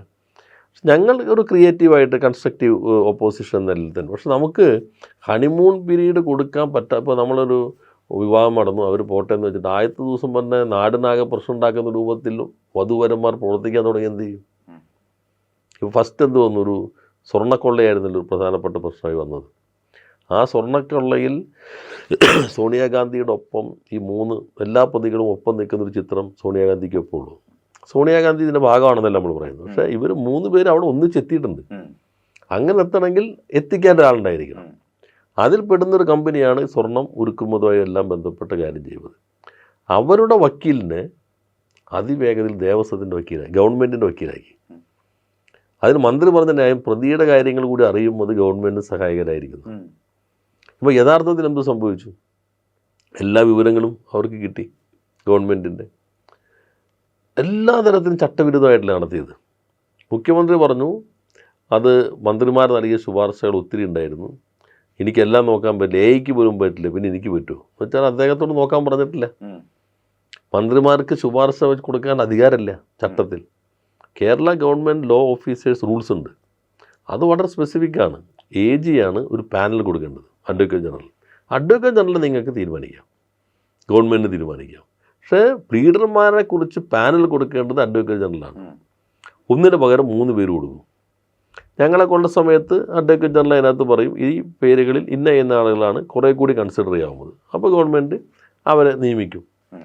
അല്ലാതെ അത് എന്തുകൊണ്ട് അഡ്വക്കേറ്റ് ജനറൽ? അദ്ദേഹം അഭിഭാഷകനാണല്ലോ, ഏറ്റവും പ്രധാനപ്പെട്ട ഉത്തരവാദിത്വം വഹിക്കുന്നു. അപ്പോൾ അദ്ദേഹത്തിന് ഓരോരുത്തരും നോക്കാം, ഇയാൾ സ്വർണ്ണ കേസിൽ ഹാജരായാലാണെന്ന് അദ്ദേഹത്തിന് അറിയാം. അപ്പോൾ അങ്ങനെ പാനലേ വന്നിട്ടില്ല എന്നാണ് ഇപ്പോൾ മുഖ്യമന്ത്രി തന്നെ പറഞ്ഞത്. അദ്ദേഹത്തിന് ശുപാർശ കൊടുത്തിരിക്കുന്ന മന്ത്രിമാരാണ്. അപ്പോൾ ചട്ടവിരുദ്ധമായി കിട്ടിയതിനാണ് അദ്ദേഹം നിയമനം നടത്തിയത്. 2, ഇനി ദേവസ്വത്തിന് അഡ്വക്കേറ്റ് ജനറലിന് ശുപാർശ ചെയ്യാൻ പറ്റില്ല. കാരണം നമ്മൾ ശുപാർശ കൊടുക്കണമെങ്കിൽ ഒരു പോസ്റ്റ് വേണ്ടേ. കഴിഞ്ഞ 10 വർഷമായിട്ട് ഈ ദേവസ്വത്തിനൊരു ഗവൺമെൻറ് ലീഡറില്ല, അതിന് മുൻപുമില്ല, UDFൻ്റെ കാലത്തുമില്ല. അപ്പോൾ ഇനി AG കൊടുക്കുകയാണെങ്കിൽ തന്നെ നിലവിലുള്ള സ്പെഷ്യൽ പ്ലീഡർമാരുടെ മാത്രമേ കൊടുക്കാൻ പറ്റുള്ളൂ. അപ്പോൾ അദ്ദേഹത്തിന് ഒരിക്കലും ഇങ്ങനെ പേര് കൊടുക്കാൻ പറ്റില്ല. അല്ലെങ്കിൽ കൊടുക്കണമെങ്കിൽ ആദ്യം ഈ പോസ്റ്റ് ക്രിയേറ്റ് ചെയ്തിട്ട് അങ്ങോട്ട് അറിയിക്കണം. അത് നടന്നിട്ടില്ല. അപ്പോൾ പൂർണ്ണമായി ചട്ടവിരുദ്ധമായി നിയമിച്ചാൽ അതിവേഗതയിൽ ചുമതലയെടുത്തു. അദ്ദേഹം ഹിന്ദു പത്രത്തിന് അഭിമുഖം കൊടുത്തു. എല്ലാ ഫയലും വരില്ല, അതൊക്കെ വെറുതെയാണ് എന്ന് ചില അഭിപ്രായ പ്രകടനം നടത്തി. അദ്ദേഹം രാജിവെച്ചു. അപ്പോൾ പൊതുധാരണ എന്താ, ഒരു തെറ്റുപറ്റി, രാജിവെച്ച് പോയല്ലോ. എന്തുകൊണ്ട് രാജിവെക്കേണ്ടി വന്നു? നിങ്ങൾ ചുമതല എടുത്തുകൊണ്ടാണ്. ചുമതല എടുക്കാത്ത ഘട്ടത്തിലാണ് ഗവൺമെൻറ് ഉത്തരവ് റദ്ദ് ചെയ്താൽ മതി, അല്ലെങ്കിൽ പിന്നെ പുറത്താക്കണം. ചുമതല എടുത്തു കഴിഞ്ഞാൽ ഒന്നുകിൽ നിങ്ങൾ അദ്ദേഹത്തെ പുറത്താക്കണം, അല്ലെങ്കിൽ അദ്ദേഹം രാജിവെക്കണം. ചുമതല എടുത്തില്ലെങ്കിൽ നിങ്ങൾക്ക് ഉത്തരവ് റദ്ദാക്കിയാൽ മതി, കാരണം ചുമതല എടുത്തിട്ടില്ല. അതിവേഗതയിൽ ഇദ്ദേഹം ചുമതല എടുത്തു. അപ്പോൾ ആവശ്യത്തിന് സമയം ആ ചുമതലയിൽ ഇരുന്ന് കഴിഞ്ഞിരിക്കുന്നു. അപ്പോൾ ഇത്രമാത്രം വൈകാരികമായി തെരഞ്ഞെടുപ്പിൽ ഉപയോഗിച്ചൊരു പ്രശ്നത്തിൽ ആർക്കെയും രക്ഷിക്കാൻ വേണ്ടി ആരും ചെയ്യാത്ത വേഗതയിൽ ഈ കാര്യം നിർവഹിച്ചിരിക്കുന്നു എന്നുള്ളതാണ്. അപ്പോൾ അതാണ്. അപ്പോൾ നമ്മൾ എന്ത് ചെയ്യും? ഹണിമൂണല്ലേ, ഇവർ ഇത് മൊത്തം കൊള്ളയടിച്ച് പോകാൻ സഹായിച്ചോട്ടെ എന്ന് പറഞ്ഞ് നിൽക്കാൻ പറ്റുമോ? ഓരോ കാര്യത്തിൽ ഇപ്പോൾ മദ്യനികുതി നോക്കൂ, അതിവേഗതയിലല്ല ഫയലുകൾ നീങ്ങിയത്. 250% കൊടുത്തിരുന്നത് നേരെ 120 മാറ്റിയില്ലേ? അപ്പോൾ കഴിഞ്ഞ ഗവൺമെൻറ് സമയത്ത് നമ്മൾ കർഷകനുണ്ടാക്കുന്ന, ഞങ്ങൾ വ്യവസായം എല്ലാവരും കൂടി ആലോചിച്ചിട്ടാണ്, കൃഷി വകുപ്പും, കാരണം അവർ വൈൻ ഉണ്ടാക്കുന്നു, അല്ലെങ്കിൽ വീര്യം കുറഞ്ഞ മദ്യം ഉണ്ടാക്കുന്നു. വൈൻ ഇപ്പോഴേ ഉണ്ട്, വീര്യം അത് കാർഷിക സർവകലാശാല ഇറക്കി. കാർഷിക സർവകലാശാല അതിൻ്റെ വീര്യം കുറഞ്ഞ മദ്യം ഇറക്കി കഴിഞ്ഞു. ചില സൊസൈറ്റികൾ അതിലേക്ക് എത്തി. അപ്പോൾ അവർക്ക് വൈൻ്റെ നികുതി മതി. പക്ഷെ അതേപോലെ വീര്യം കുറഞ്ഞ മദ്യ കമ്പനി, സ്പിരിറ്റിൽ നിന്നുണ്ടാക്കുന്ന വീര്യം കുറഞ്ഞ മദ്യത്തിനും നികുതി കുറയ്ക്കണം എന്നതായിരുന്നു ഈ കമ്പനികളുടെ ആവശ്യം. അത് നമ്മൾ അംഗീകരിച്ചില്ല. ഇവർ വന്ന ആദ്യത്തെ ബജറ്റിൽ തന്നെ പ്രഖ്യാപനം നടത്തി ഒറ്റയടിക്ക്. അപ്പോൾ എങ്ങനെ ഈ നാടിനെ കൊള്ളയടിക്കുന്നു? അന്ന് പ്രതിപക്ഷത്തിരുന്നപ്പോൾ ഞങ്ങൾ ഇവർക്ക് മാത്രമാണ്, കൃഷിക്കാർക്ക് മാത്രം ആനുകൂല്യം കൊടുത്തപ്പോൾ അന്ന് പ്രതിപക്ഷ നേതാവ് പറഞ്ഞത് ഇങ്ങനെ ആലോചന നടക്കുന്നുണ്ട്, അത് തെരഞ്ഞെടുപ്പിന് വേണ്ടിയാണ്. കേരളത്തിൽ ഖജനാവിനെത്തേണ്ട പണം ഡിസ്റ്റിലറികളിലേക്ക് കൊടുക്കുകയാണ് ചെയ്യുന്നത്. അപ്പോൾ അദ്ദേഹം ഖജനാവിലേക്ക് എത്തുമ്പോൾ നേരെ ഡിസ്റ്റിലറി കൊടുത്തു. അതുകൊണ്ടാണ് രാജേഷ് ചോദിച്ചത് എന്ത് കിട്ടി എന്ന് പറയണം. പക്ഷേ പെറ്റമ്മ CPM ആണ്, പോറ്റമ്മ മാത്രമാണ് UDF എന്നാണ് ഇതിന് ഇന്നൊരു പത്രം കൊടുത്തിരിക്കുന്ന ടൈറ്റിൽ. അതെ, ആ പത്രമാണ് ആകെ 6 സെൻറ്റിമീറ്ററിൽ ഇതുവരെ കൊടുത്തിരുന്നത്. ഇങ്ങനൊന്ന് കൊടുക്കാവുന്ന ഒരു ഇൻ്റർപ്രിട്ടേഷൻ ഉണ്ടാക്കിയിട്ടാണ് ഇന്ന് 1-ാം പേജിലും കൊടുത്തിരുന്നത്. യഥാർത്ഥത്തിൽ ഈ കർഷകന് വേണ്ടി ഉള്ള സംവിധാനം ഉണ്ടാക്കി, അത് ഇപ്പോഴും വിൽക്കാലോ. പ്രശ്നം എന്താണ്? നിങ്ങൾ നികുതി കുറച്ചു എന്നുള്ളതാണ്. വീര്യം കുറഞ്ഞ മദ്യം ഇപ്പോഴും വിൽക്കാനൊരു നിയമപരമായിട്ട് തടസ്സമില്ല. മറ്റേ മന്ത്രി പറഞ്ഞതിലൊരു പെശകുണ്ട്. മന്ത്രി പറഞ്ഞു നികുതി ഇപ്പോൾ നിശ്ചയിച്ചെന്നുള്ളൂ, വിൽക്കാൻ ഇപ്പോൾ അവകാശമില്ല. വിൽക്കാൻ നിയമപരമായി പറ്റാത്തൊന്നിന് ബജറ്റിൽ നികുതി പ്രഖ്യാപിക്കാൻ പറ്റില്ല. അത് തെറ്റായ നിയമവിരുദ്ധമാണല്ലോ. വിൽക്കാത്ത സാധനത്തിന് ബജറ്റിൽ നികുതി പ്രഖ്യാപിക്കുമോ? ബജറ്റിൽ നികുതി ഇപ്പോൾ വിൽക്കുമ്പോൾ പ്രശ്നം വെച്ചിട്ടുണ്ടെങ്കിൽ അവർ 251% നികുതി കൊടുക്കണം. 100 രൂപയുടെ ഇതാണെങ്കിൽ 351 രൂപയ്ക്ക് വിൽക്കാൻ പറ്റുള്ളൂ. അപ്പോൾ അതുകൊണ്ട് അവർക്ക് കുറച്ച് കിട്ടണം. അത് നമ്മൾ സമ്മതിച്ചില്ല. അപ്പോൾ പെറ്റമ്മയും പോറ്റമ്മയും അവർ തന്നെയാണ് ഈ നികുതിയുടെ കാര്യത്തിൽ. നികുതിയുടെ കാര്യത്തിൽ LDFൻ്റെ സമയത്ത് ഗർഭധാരണം പോലും നടന്നിട്ടില്ല. ബാക്കി എല്ലാം നടന്നിട്ട് ഇതിനകത്താണ്. നമ്മൾ കർഷകന് വേണ്ടി ക്ലാസിഫിക്കേഷൻ നടത്തിയെന്ന് മാത്രമേ ഉള്ളൂ. കേരളത്തിൻ്റെ വ്യവസായ നയത്തിന് ഒരു തുടർച്ച ഉണ്ടാവണം എന്ന് അങ്ങ് കരുതുന്നുണ്ടോ? തീർച്ചയായിട്ടും. പക്ഷെ സത്യസന്ധമായിരിക്കണം. ഇപ്പോൾ ഞാൻ ബജറ്റ് നോക്കിയപ്പോൾ അതിലൊരു വാചകം കിടക്കുന്നുണ്ട്. മൂലധനം വ്യവസായ നിക്ഷേപം ആകർഷിക്കാൻ വേണ്ടി പ്രധാനമായിട്ടും ഒരു പുതിയ സംവിധാനം കൊണ്ടുവരും. Advisory council. മുഖ്യമന്ത്രി അധ്യക്ഷനും വ്യവസായ മന്ത്രി ഉപാധ്യക്ഷനുമായിരിക്കും. പിന്നെ വ്യവസായത്തിൻ്റെ ആളുകളെയും കൂടി ചേർക്കും. ഒന്നും മനസ്സിലായിട്ടില്ല.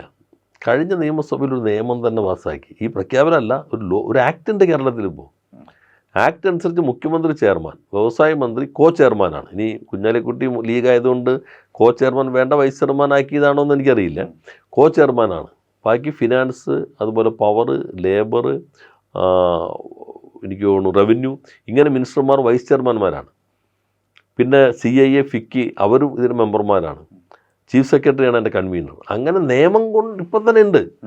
അപ്പോൾ ഇവർ ഒന്നുകിൽ നിയമം വായിച്ചിട്ടുണ്ടാവില്ല, അദ്ദേഹം കൂടി പ്രതിപക്ഷ നേതാവായിരിക്കുമ്പോൾ പാസ്സാക്കിയതാണ്. പക്ഷെ അന്നൊക്കെ ഇവർ പുറത്തായിരുന്നു. ഈ നിയമനിർമ്മാണ പ്രക്രിയയിൽ അങ്ങനെ ക്രിയാത്മക പ്രതിപക്ഷം പങ്കെടുത്തിരുന്നില്ല. ഇതുകൂടാതെ ചീഫ് സെക്രട്ടറി അധ്യക്ഷനായിട്ട് എക്സിക്യൂട്ടീവ് കമ്മിറ്റി ഉണ്ട്, മോണിറ്ററിംഗ് കമ്മിറ്റി ഉണ്ട് ഈ നിയമത്തിൽ. ആ നിയമം ഗസറ്റിലുണ്ട്. ഇത് ലോ ഓഫ് ദി ലാൻഡാണ്. അപ്പോൾ പിന്നെ ഇവരെന്താ പുതുതായിട്ട് പ്രഖ്യാപിക്കുന്നത്? ഇത് നിക്ഷേപം വേണം, അതിന് ഇത്തരം സംവിധാനങ്ങൾ ഉണ്ടാകണം, എല്ലാ വകുപ്പുകളുടെയും അനുമതി ഒന്നിച്ചു കൊടുക്കണം എന്നതുകൊണ്ടാണ് ഈ സംവിധാനം കൊണ്ടുപോകുന്നത്. പിന്നെ അദ്ദേഹത്തിൻ്റെതും മാധ്യമങ്ങളെടുത്തു ബ്രാൻഡിങ് കേരള വരികയാണ്. കേരള ബ്രാൻഡ് ഉണ്ട്, തിരിച്ചിട്ടുള്ളൂ. കേരള ബ്രാൻഡ് ഉണ്ട്, അതിൻ്റെ ഗസറ്റ് ഉണ്ട്, സ്പെസിഫിക്കേഷൻ ഉണ്ട്, പ്രോട്ടോകോൾ ഉണ്ട്. ഒരു 10ഓളം ഉൽപ്പന്നങ്ങളുടെ പ്രോട്ടോകോളായി ചിലവിന് കൊടുത്തു കഴിഞ്ഞു. കൈത്തറിക്ക് വേറെയാണ് എന്ന പേരിൽ ഒരു ഇതുണ്ട്. ഇപ്പുറത്ത് നന്മ കേരള ബ്രാൻഡ് ഇറങ്ങി. ഇതെല്ലാം നടന്ന കാര്യങ്ങളാണ്. അതാണ് പുതുതായിട്ട് അവതരിപ്പിക്കുന്നത്. ശരിക്കും പറയാൻ ഇന്ന കാര്യങ്ങൾ നടന്നിട്ടുണ്ട്, ഇത് ഞങ്ങൾ കുറേ കൂടി ശക്തിപ്പെടുത്തി മുന്നോട്ട് കൊണ്ടുപോകും, അതാണ് പറയേണ്ടിയിരുന്നത്. അല്ലാതെ നടന്നതിനെ പുറകോട്ട് നയിക്കുന്ന രൂപത്തിലുള്ള ഒരു സമീപനമാണ് ഇപ്പോൾ സ്വീകരിച്ചിട്ടുള്ളത്. യഥാർത്ഥത്തിൽ നല്ലൊരു അന്തരീക്ഷമുണ്ട്. ട്രാൻസ്പെറൻ്റായി നടന്നാൽ എല്ലാം ഇപ്പോൾ സിസ്റ്റം വെച്ച ഡിജിറ്റലൈസേഷനാണ് എല്ലാം. ഇപ്പോൾ ഒരാളും മന്ത്രിമാരെയോ ഉദ്യോഗസ്ഥരെയോ കാണേണ്ട കാര്യമില്ല. K-SWIFT സിംഗിൾ വിൻഡോ ക്ലിയറൻസ് ആണ്. അതിനനുസരിച്ച് നന്നായി പോയി കഴിഞ്ഞാൽ നല്ല രീതിയിൽ തന്നെ വരാവുന്ന സാധ്യതയുണ്ട്. എന്നാൽ അതിന് മറ്റ് താല്പര്യങ്ങൾ ഉപയോഗിക്കാൻ ശ്രമിച്ചാൽ പലരും ഈ താല്പര്യം മാറും. ഇപ്പോൾ പഞ്ചായത്ത് തിരഞ്ഞെടുപ്പ് കഴിഞ്ഞപ്പോൾ UDFൻ്റെ തന്നെ ചിലർക്ക് അറിയാവുന്ന വലിയൊരു കമ്പനി ദുബായിൽ നിന്നുള്ളവർ അവർ എന്നെ വിളിച്ചു. അപ്പോൾ അവർ MOU ഒപ്പുവെച്ച് തുടങ്ങാൻ പോവുകയാണ് വലിയൊരു സംവിധാനം. അല്ല സാർ, അവിടെ ഒരു ലോക്കൽ ഇലക്ഷൻ നടന്നു, നിങ്ങൾക്ക് അത്ര ഗുണമില്ല, ഇനി ഗവൺമെൻറ്റൊക്കെ മാറാൻ പോകണമെന്നാണ് കേൾക്കുന്നത്. അപ്പോൾ ഞങ്ങളൊന്ന് ഹോൾഡ് ചെയ്താലോ? ഞാൻ പറഞ്ഞു നിങ്ങൾ ഹോൾഡ് ചെയ്യേണ്ട കാര്യമില്ല. ഞാൻ പറഞ്ഞു ഞങ്ങൾ ഗവൺമെൻറ് ഞങ്ങളുടെ തന്നെ വരും എന്ന് തന്നെ. ആര് വന്നാലും ഒരു സിസ്റ്റം വന്നു കഴിഞ്ഞിട്ടുണ്ട്. അപ്പോൾ ഒരു ഞങ്ങൾക്ക് മുൻപ് അത്ര നല്ല അനുഭവങ്ങളായിരുന്നില്ല. ഞാൻ പറഞ്ഞു അതല്ല, ഇപ്പോൾ അങ്ങനെ ആരും ഇരുന്നാലും ഈ നിങ്ങൾക്ക് ഇങ്ങനെയാണ് സിസ്റ്റം, എല്ലാം ഓൺലൈനിലാണ്, വേറെ പ്രശ്നങ്ങൾ ഉണ്ടാവില്ല, അതിന് ചീഫ് സെക്രട്ടറിയുടെ ബോർഡുണ്ട്, പൊളിറ്റിക്കൽ എക്സിക്യൂട്ടീവ് എങ്ങനെ മാറിയാലും പെർമനൻറ്റ് എക്സിക്യൂട്ടീവിൻ്റെ സിസ്റ്റം തന്നെ കൊണ്ടുവന്നിട്ടുണ്ട്. അപ്പോൾ അദ്ദേഹം നോക്കട്ടെ എന്ന് പറഞ്ഞു. പിന്നെ എന്നെ വിളിച്ചിട്ട് സാർ ബോർഡിൽ ആരും സമ്മതിക്കുന്നില്ല, ഞങ്ങളത് ഹോൾഡ് ചെയ്യണമെന്ന് പറഞ്ഞു. അപ്പോൾ മുൻ അനുഭവങ്ങളുടെ അടിസ്ഥാനത്തിലാണ്.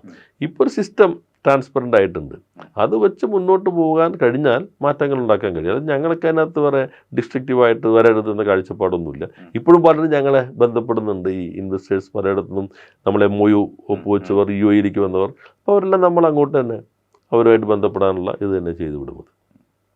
ഇപ്പോൾ രണ്ട് ഭരണങ്ങൾ തമ്മിൽ, അതിൻ്റെ എക്സിക്യൂഷൻ തമ്മിലുള്ള താരതമ്യമാണ് ഇന്ത്യയിലെ തെരഞ്ഞെടുപ്പുകളിൽ നടക്കുക എന്നാണ് പറയുക. തൊട്ട് മുമ്പത്തെ സർക്കാരും ഇപ്പോൾ കഴിഞ്ഞ ദശാബ്ദത്തിൽ കേരളത്തിലെ ആളുകൾക്ക് അങ്ങനെ ഒരു അവസരം ഉണ്ടായിരുന്നില്ല. ഇപ്പോൾ കഴിഞ്ഞ 10 കൊല്ലത്തെ ഭരണത്തിൻ്റെ ഒരു മോഡൽ, കേരളത്തിന് വേണ്ടി സൃഷ്ടിച്ച ഒരു പുതിയ മോഡൽ, കിഫ്ബി ഉൾപ്പെടെയുള്ള ഒരുപാട് സംവിധാനങ്ങൾ അടക്കം കേരളത്തിന് വേണ്ടി ഒരു പുതിയൊരു അഡ്മിനിസ്ട്രേറ്റീവ് മോഡൽ ഉണ്ടാക്കിയതിൻ്റെ ഒരു ചരിത്രം ഇടതുപക്ഷത്തിനുണ്ട്. അതിൽ ഒരുപാട് അപര്യാപ്തതയുണ്ട്, അതെല്ലാം പുതുക്കേണ്ടതാണ് എന്ന് പറയുന്ന പുതിയൊരു മോഡൽ പ്രപ്പോസ് ചെയ്യാനുള്ള ഒരു ശ്രമത്തിലാണ് ഇവിടുത്തെ UDF സർക്കാർ പോകുന്നത്. അങ്ങയുടെ ഒബ്സർവേഷനിൽ 5 കൊല്ലത്തിനപ്പുറം ഇതിലേത് മോഡലാണ് നിലനിൽക്കുമെന്ന് അങ്ങ് കരുതുന്നത്? എന്തുകൊണ്ടാണത്? ഇവരുടെ ഒരു കാഴ്ചപ്പാട് ഇപ്പോഴും വ്യക്തമല്ല. ഇവരിപ്പോൾ വച്ചിരിക്കുന്ന കാഴ്ചപ്പാട് സസ്റ്റെയിൻ ചെയ്യാൻ പാടായിരിക്കും. കാരണം ഒരു ഇന്നത്തെ പോലെ ലോകത്തിൻ്റെ അനുഭവങ്ങൾ നോക്കുമ്പോൾ തീവ്രമായൊരു വലതുപക്ഷ നയം വെച്ച് സമ്പദ്ഘടനയെ മറികടക്കാൻ പറ്റില്ല. ഇപ്പോൾ രാജ്യത്ത് തന്നെ CGP പോലെ സംവിധാനം ഡിസ്കണ്ടന്റ് വളരെ ശക്തമാണ്. നിങ്ങൾ പൂർണ്ണമായിട്ടും സ്വകാര്യവൽക്കരണത്തിൽ അല്ലെങ്കിൽ അവർക്ക് വിട്ടുകൊടുക്കുകയാണ് അതിൻ്റെ നിയന്ത്രണമെങ്കിൽ അത് ജോബ് ക്രിയേഷനിലേക്ക് എത്തില്ല. ഇപ്പോൾ ഡാറ്റാ സെൻറ്റർ വരുമ്പോൾ ഡാറ്റാ സെൻറ്ററിൽ കുറച്ച് തൊഴിലേ ഉണ്ടാവുള്ളൂ, പക്ഷെ നന്നായിട്ട് പവർ കൊടുക്കേണ്ടി വരും. പിന്നെ ചുറ്റുമൊരു ഇക്കോസിസ്റ്റം വരും, അതാണ് മറ്റ് കമ്പനികൾ വരാൻ സാധ്യതയുള്ളത്. അപ്പോൾ അതിലെല്ലാം നമ്മുടേതായൊരു ഇടപെടൽ കൂടി ഇല്ലെങ്കിൽ ഈ തൊഴിലവസരങ്ങൾ സൃഷ്ടിക്കുമ്പോൾ ചുരുങ്ങിപ്പോയിന്ന് വരും. അപ്പോൾ ഞങ്ങൾ മുന്നോട്ട് വെച്ച നയം, ഞാൻ നേരത്തെ പറഞ്ഞതുപോലെ ഒരു കേരള മാതൃകയുടെ ഒരു ദൗർബല്യം പരിഹരിച്ചുകൊണ്ട് ശക്തിപ്പെടുത്തലാണ്. അത് നന്നായിട്ട് ഒരു സ്വീകരിക്കപ്പെട്ട ഒന്നാണ്. ഇപ്പോൾ നോക്കൂ, പനി കാരണം എത്ര പേര് മരിച്ചു കേരളത്തിൽ? ഒരു മാസത്തിന് കണക്കെടുത്താൽ ജനങ്ങൾ ശ്രദ്ധിക്കുന്ന രൂപത്തിൽ അവതരിപ്പിക്കുന്നില്ല എന്നുള്ളൂ. 7 പേര് വന്യമൃഗാക്രമണത്തിൽ 3 ആഴ്ച കൊണ്ട് മരിച്ചു. നമ്മുടെ സമയത്ത് ഒരാൾക്ക് ആക്രമണം പറ്റിയാൽ ഒരാഴ്ച ന്യൂസ് അവർ അതേ ചർച്ച ചെയ്യുള്ളൂ. സോഷ്യൽ മീഡിയ എല്ലാ ഫീഡുകളിലേക്ക് അത് തന്നെ വരും. അപ്പോൾ അന്ന് ഞാൻ ഓർക്കുന്നുണ്ട്, കോതമംഗലത്ത് 5 ലക്ഷമാണ് ആദ്യം കൊടുത്തുകൊണ്ടിരുന്നത്. 10 ലക്ഷമാണ് കൊടുക്കുക, 5 ലക്ഷം പിന്നീട് അവകാശികളുടെ ഉറപ്പ് വരുത്തിയിട്ടാണ്. ഒരിക്കൽ തർക്കം വന്നിട്ട് പൈസ പെട്ടെന്ന് ഒരാൾക്ക് കൊടുത്തു, പിന്നെ വേറെ ഭാര്യയും മകനുണ്ടെന്നുണ്ട്, അങ്ങനെയൊക്കെ അവകാശങ്ങൾ വരാം. അപ്പോൾ അതുകൊണ്ടാണ് 5 ലക്ഷം പിന്നെ കൊടുക്കുള്ളൂ. പക്ഷേ ഇവിടെ സമരമൊക്കെ വന്ന് ഞാൻ തന്നെ അവിടെ പോയി എൻ്റെ ഒരു ഉത്തരവാദിത്തത്തിൽ 10 ലക്ഷം കൊടുത്തു. ഇപ്പോൾ നമ്മുടെ ഗവൺമെൻറ് 14 ലക്ഷമാക്കിയിരുന്നത്, ഇപ്പോൾ 5 ലക്ഷം പോലും കൊടുക്കുന്നില്ല. പ്രശ്നങ്ങൾ അത് ചർച്ച ചെയ്യുന്നുണ്ടോ? നേരത്തെ എന്തായിരുന്നു കേരളത്തിലെ ഏറ്റവും പ്രധാനപ്പെട്ട പ്രശ്നമല്ലേ? ഇപ്പോൾ തന്നെ ഇടതുപക്ഷം ഗവൺമെൻറ് ഭരിക്കുന്നതുകൊണ്ടാണ് തെരുവ് നായ ഇങ്ങനെ പെരുകുമ്പോഴൊന്നും കടിയേക്കുമ്പോഴൊന്നും വരെ ആയിരുന്നല്ലോ സോഷ്യൽ മീഡിയയിൽ. ഇപ്പം എന്താ സ്ഥിതി? കുട്ടികൾക്ക് എന്തെല്ലാം സംഭവിക്കുന്നു? അപ്പോൾ അതിൽ ഈ മീഡിയയുടെ നരേറ്റീവ് ഉണ്ട്. എനിക്ക് തോന്നുന്നു പൊതു ആരോഗ്യ സംവിധാനം നമ്മുടെ ക്വാളിറ്റി ആയിട്ട് കൊണ്ടുപോകുന്നതിലും വ്യവസായ മേഖലയിലെ മാറ്റങ്ങൾ, പശ്ചാത്തല സൗകര്യ വികസനം, ട്രാൻസ്പെറൻ്റായ ഗവേണൻസ്, അതിൽ കേരളം ഒരു മാതൃക നൽകിയിട്ടുണ്ട്. ഇവരുടെ അനുഭവം നേരെ തിരിച്ചാണ്. അതേ നയമാണ്. ഞാൻ പലരും കരുതിയിരുന്നത് ഈ ലെഫ്റ്റ് എന്ന് പറയുകയും പാരിസ്ഥിതികമായിട്ടുള്ള കാര്യങ്ങൾ, പിന്നെ കമ്മ്യൂണിസ്റ്റായ ആളെ ഇത് ടെക്നോ ഫ്യൂഡലിസത്തെക്കുറിച്ചുള്ള കാര്യങ്ങൾ, ഇതെല്ലാമാണ് ചർച്ച ചെയ്യുന്നതുകൊണ്ട് കുറേയേറെ മാറ്റങ്ങളിലേക്കായിരിക്കും വരും എന്നാണ് കണക്കാക്കിയിരുന്നെങ്കിൽ തീവ്ര വലതുപക്ഷ ഒരു നയമാണ് ആദ്യത്തെ ബജറ്റിൽ തന്നെ പ്രതിഫലിക്കുന്നത്. അപ്പോൾ അതെനിക്ക് തോന്നുന്നു മുന്നോട്ട് പോകാൻ കുറച്ച് ബുദ്ധിമുട്ടുള്ള ഒന്നായിരിക്കും. പിന്നെ അതിന് വിഭവങ്ങൾ എവിടെ? കേന്ദ്രത്തിൽ പിന്നെ ഒരു വാചകം പോലും ഇല്ല. ഫണ്ട് ലഭിക്കാതെ നിങ്ങൾക്ക് എങ്ങനെ പദ്ധതികൾ മുന്നോട്ട് കൊണ്ടുപോകാൻ കഴിയും? ഇപ്പം തന്നെ നേരത്തെ സൂചിപ്പിച്ചല്ലോ, ആരോഗ്യ മേഖലയിൽ എല്ലായിടത്തും വെട്ടി ചുരുക്കിയിട്ടുണ്ട് ഫണ്ട്. വ്യവസായത്തിന് തന്നെ 303 കോടി കുറച്ചിട്ടുണ്ട്. ഞങ്ങൾ എല്ലാം കൊണ്ടുവരാൻ ശ്രമിക്കുന്നവർ 303 കോടി വ്യവസായത്തിന് അലോക്കേഷൻ തന്നെ കുറച്ചു. അപ്പോൾ അങ്ങനെ പോകുമ്പോൾ അത് സസ്റ്റൈനബിളായി എങ്ങനെ പോകും? എന്തായാലും ഈ ബജറ്റിൻ്റെ ഇപ്പോൾ മറുപടി കൂടി വരുമല്ലോ. ചിലതിൽ ഗൗരവമായിട്ടുള്ള ഒരു എതിർപ്പ് ഇപ്പോൾ തന്നെ ഉയർന്നു വന്നു കഴിഞ്ഞിട്ടുണ്ട്. അവർക്കിടയിലും എതിർപ്പ് വന്നു കഴിഞ്ഞു. ഒരു ടീം എന്നല്ല ഞാൻ എന്നതിലേക്ക് മാറി. നിയമസഭയിൽ ഞാൻ പറഞ്ഞപ്പോൾ അന്ന് വലിയ രൂപത്തിൽ രൂക്ഷമായിട്ടാണ് എന്നോട് തന്നെ പ്രതികരിച്ചത്. ഇപ്പോൾ അത് അവരുടെ കൂടെയുള്ളവരും എല്ലാവരും പറയാൻ തുടങ്ങിയിരിക്കുന്നു. PMC പ്രശ്നം നോക്കൂ, നേരെ യൂട്ടേൺ അടിച്ചില്ലേ. ഞങ്ങൾ അതിനകത്ത് ചർച്ച ചെയ്തപ്പോൾ ചില പ്രശ്നങ്ങൾ കണ്ടിരുന്നു. പക്ഷേ മറ്റ് ഫണ്ടുകൾ തടഞ്ഞു വെച്ച ഘട്ടത്തിലാണ് അവർ ഒപ്പുവെച്ചു. പക്ഷേ അതിൻ്റെ മറ്റ് പ്രത്യാഘാതങ്ങൾ കൂടി കണ്ട് അത് ശരിയായില്ല, അത് മാറ്റിവെക്കാൻ തീരുമാനിച്ചു നമ്മൾ. ഇപ്പോൾ അതായിരുന്നല്ലോ ഏറ്റവും പ്രധാനപ്പെട്ട ഡീലിൻ്റെ ഒരു ഘടകം. RSS പരിപാടി നടപ്പിലാക്കലാണ് എന്നാണ് പ്രതിപക്ഷ നേതാവ് പറഞ്ഞിരുന്നത്. ഇപ്പോൾ അദ്ദേഹം വന്നപ്പോൾ RSS പരിപാടി നടപ്പിലാക്കാനുള്ള നേരെ ഇത് കൊടുത്തിരിക്കുന്നു. സംസ്ഥാനങ്ങൾക്ക് പിന്മാറാൻ കഴിയാത്ത ഒരു സവിശേഷ എഗ്രിമെൻ്റാണ് PM ശ്രീയിൽ കേരളം കേന്ദ്രവുമായിട്ട് ഉണ്ടാക്കിയത്. ആ ഒരു ലിമിറ്റേഷൻ കൊണ്ട് മാത്രമാണ് പിന്മാറാൻ കഴിയാത്തതെന്നാണ് അതിൻ്റെ മറുപടി. ഇതുവരെ നടപ്പിലായില്ലല്ലോ. MOU അല്ലേ ഒപ്പുവെച്ച ധാരണാപത്രമല്ലേ, അതിനകത്ത് ബാക്കി നടപടികളിലേക്കൊന്നും പോയില്ലല്ലോ. ഇപ്പോൾ ഇവർ വന്നപ്പോൾ കത്തയച്ചല്ലോ. അങ്ങനെയാണെങ്കിൽ പിന്നെ കത്തയക്കേണ്ട കാര്യമുണ്ടോ? നിങ്ങൾ സഹകരിക്കുന്നില്ല എന്നാണല്ലോ നമ്മുടെ നിലപാടെടുത്തതിന് ശേഷമുള്ള ഒന്നിൽ നമ്മൾ സഹകരിച്ചിട്ടില്ലല്ലോ. പഞ്ചാബ് പിൻവാങ്ങിയല്ലോ. നിയമപരമായ ലിമിറ്റേഷൻ ഉണ്ടോ? നിയമപരമായിട്ട് അങ്ങനെ ഏകപക്ഷീയമായിട്ട് അവർക്ക് അടിച്ചേൽപ്പിക്കുക. വിദ്യാഭ്യാസം കൺകറന്റ് ലിസ്റ്റിനകത്താണല്ലോ. സ്റ്റേറ്റിനും ഉണ്ട്, സംസ്ഥാനത്തിനും ഉണ്ട്. നേരത്തെ സ്റ്റേറ്റിലായിരുന്നു, കോൺഗ്രസ് ആണ് കൺകറന്റിലേക്ക് മാറ്റിയത്. ഇപ്പോൾ നമ്മൾ ഈ അബയൻസിൽ വയ്ക്കണം എന്ന് എഴുതിയതിന് ശേഷം പിന്നൊരു നടപടി സ്വീകരിച്ചിട്ടില്ലല്ലോ. ഇപ്പോൾ അവർക്ക് അത് തന്നെ തുടർന്നാൽ മതിയില്ലേ? എന്തായാലും LDF അതിനകത്ത് ഒപ്പിട്ടു, അവർ തെറ്റ് ചെയ്തു. ML അവർ അബയൻസിൽ വച്ചിരിക്കുന്നു, ഞങ്ങൾക്ക് ആ നിലപാടിൽ തന്നെ ഞങ്ങൾ നിൽക്കുന്നു, ഇത്രയും പറഞ്ഞാൽ മതിയല്ലോ. ഞങ്ങൾ ഒപ്പിട്ടു, അതുകൊണ്ട് അബയൻസ് മാറ്റിയിട്ട് ഒപ്പിട്ടതിൻ്റെ വ്യവസ്ഥകൾ നടപ്പിലാക്കുന്നതിൻ്റെ പ്രധാന ചുമതലക്കാരായി മാറേണ്ട കാര്യമില്ലല്ലോ. എന്ന് വെച്ചാൽ അവർക്കൊരു കുഴപ്പമില്ല. ഞങ്ങൾ തന്നെ കണ്ടിരുന്നു PMC നമുക്ക് ആവശ്യമില്ല യഥാർത്ഥത്തിൽ. കാരണം നമ്മുടെ പൊതു വിദ്യാഭ്യാസ മിഷൻ ബഡ്ജറ്റ് നല്ല 5 കോടി 3 കോടി 1 കോടിയൊക്കെ കൊടുത്ത് നല്ല കെട്ടിടങ്ങൾ കേരളത്തിൽ വന്നു കഴിഞ്ഞു. മറ്റ് സൗകര്യങ്ങൾക്ക് നമുക്ക് അവരുടെ ഫണ്ടില്ലെങ്കിലും കുഴപ്പമില്ല. അവർ ചെയ്തത് എന്താ? മറ്റു ഫണ്ടെല്ലാം നടന്നു. അപ്പോഴാണ് നമ്മൾ പ്രതിസന്ധിയിലായത്. ഇപ്പോൾ നമ്മൾ ഒപ്പിട്ടപ്പോൾ SSAയുടെ ഫണ്ട് അനുവദിച്ചു.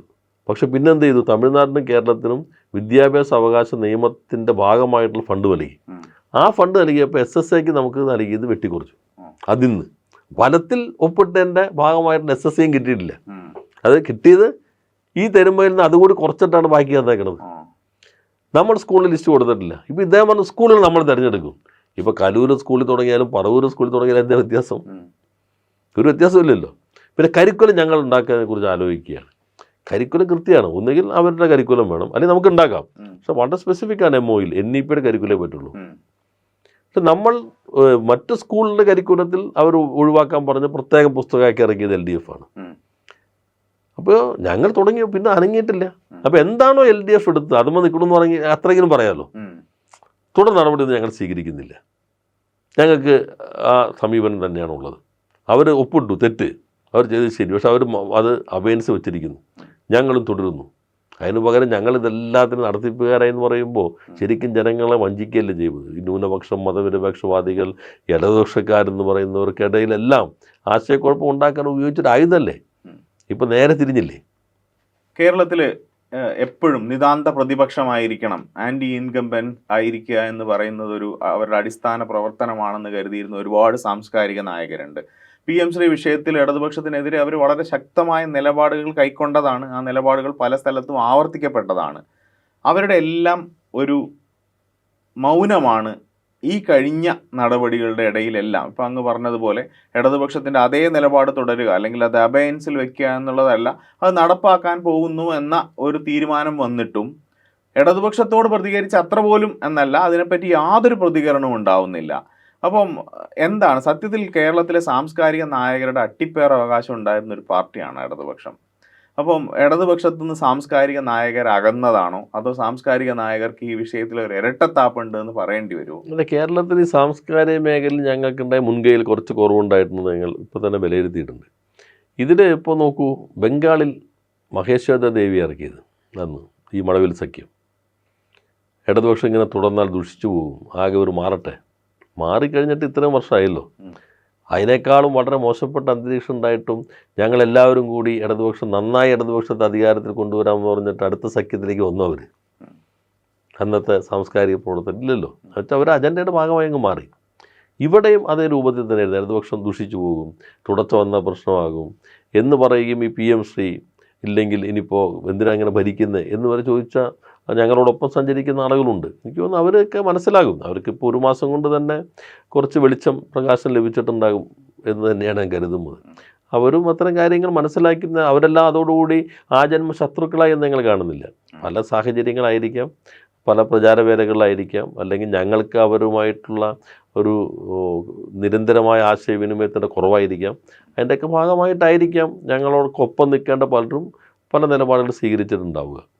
അല്ലെങ്കിൽ ഞങ്ങൾക്കൊപ്പം നിൽക്കണമെന്ന് കരുതുന്ന ആളുകൾ ചിലപ്പോൾ ചില കാര്യങ്ങൾ വ്യത്യസ്ത പറയുമ്പോൾ ഞങ്ങളുടെ ആളുകളും അത് മാത്രം കണ്ട് അവരോട് പ്രതികരിച്ചിട്ടുണ്ടാകാം. അങ്ങനെ പല ഘടകങ്ങളുണ്ടായിരിക്കാം. അപ്പം ഞങ്ങൾ അവരെ ഒരു ശത്രുപക്ഷത്തല്ല നിർത്തുന്നത്, അവർക്ക് ഒരു പല ധാരണകളുടെ അടിസ്ഥാനത്തിൽ എന്തുകൊണ്ട് അവരിലേക്ക് എത്തി എന്ന് അവരുമായിട്ട് ചർച്ച ചെയ്യാമല്ലോ. പിന്നെ ഇപ്പോഴത്തെ അവസ്ഥ അവർക്ക് കുറേ കൂടി കാര്യങ്ങൾ മനസ്സിലാക്കാൻ സഹായകരമായിരിക്കും. അപ്പോൾ അവരെല്ലാം തിരിച്ച് ഇതിൻ്റെ ഭാഗമായി തന്നെ കൊണ്ടുവരിക എന്ന് തന്നെയായിരിക്കും ഞങ്ങൾ ശ്രമിക്കുന്ന ഭാഗം.